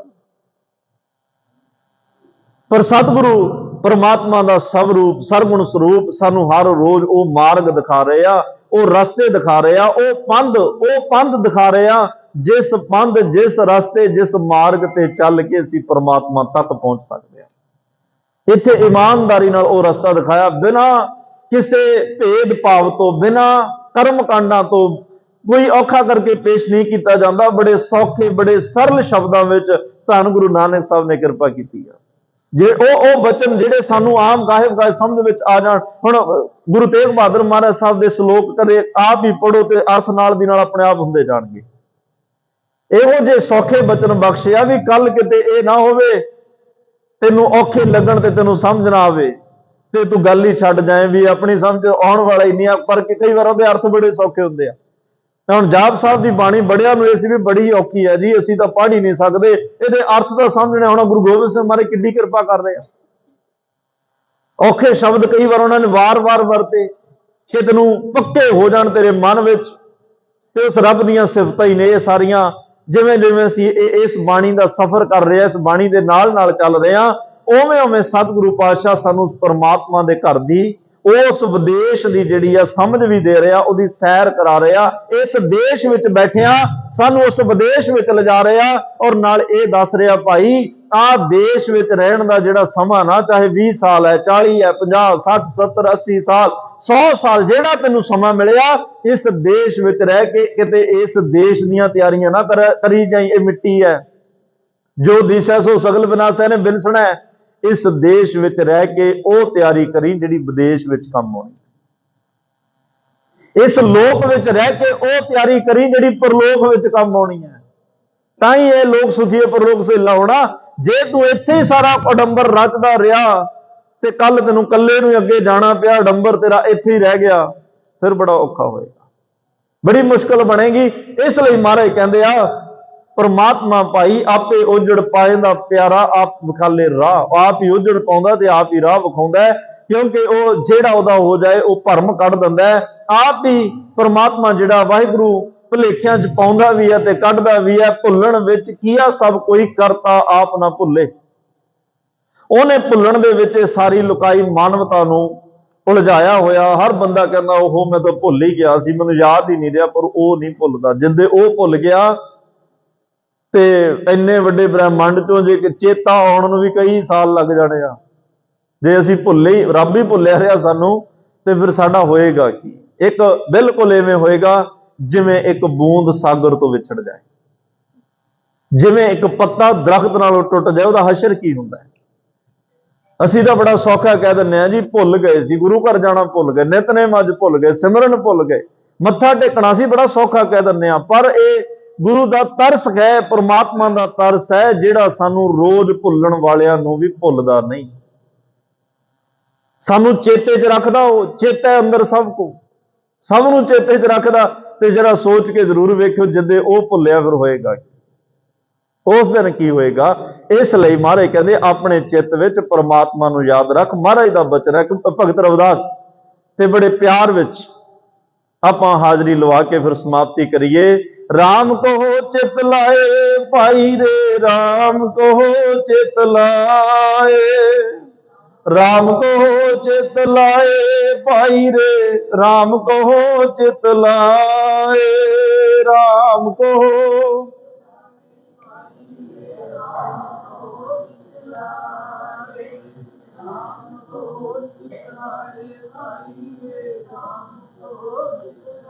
राम कहो चित लाए भाई रे, राम कहो चित लाए। राम कहो चित लाए भाई रे, राम कहो चित लाए। राम कहो चित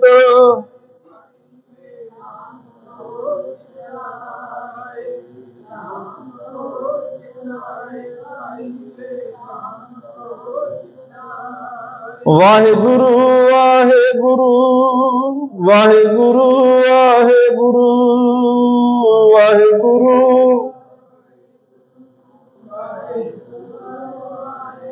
वाहिगुरु वाहिगुरु वाहिगुरु वाहिगुरु वाहिगुरु वाहिगुरु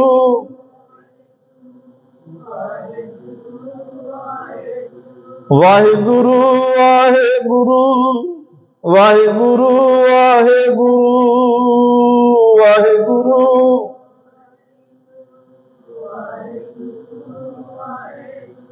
इस देश ਵਿੱਚ ਰਹਿੰਦਿਆਂ ਅਸੀਂ ਇਹ ਤਿਆਰੀ ਕਰਨੀ ਹੈ। ਇਹ ਉਹ ਧਨ ਹੈ ਜਿਹਨੂੰ ਮਾਰੇ ਕਹਿੰਦੇ ਆ ਇਹਾਂ ਖਾੜ ਚਲੋ ਹਰ ਲਾਹਾ ਆਗੇ ਵਸਨ ਸੁਹੇਲਾ। ਇਹਨੇ ਸਾਡਾ ਇਹ ਦੇਸ਼ ਔਰ ਸਾਡਾ ਉਹ ਵਿਦੇਸ਼ ਇਹ ਲੋਕ ਤੇ ਪ੍ਰਲੋਕ ਸੁਹੇਲਾ ਕਰਨਾ ਹੈ, ਤੇ ਜਿਹਦੇ ਨਾਲ ਅਸੀਂ ਬੜੇ ਭਾਗਾਂ ਵਾਲੇ ਬਣ ਕੇ ਉਸ ਪਰਮਾਤਮਾ ਦੇ ਦਰ ਤੇ ਪਹੁੰਚਾਂਗੇ।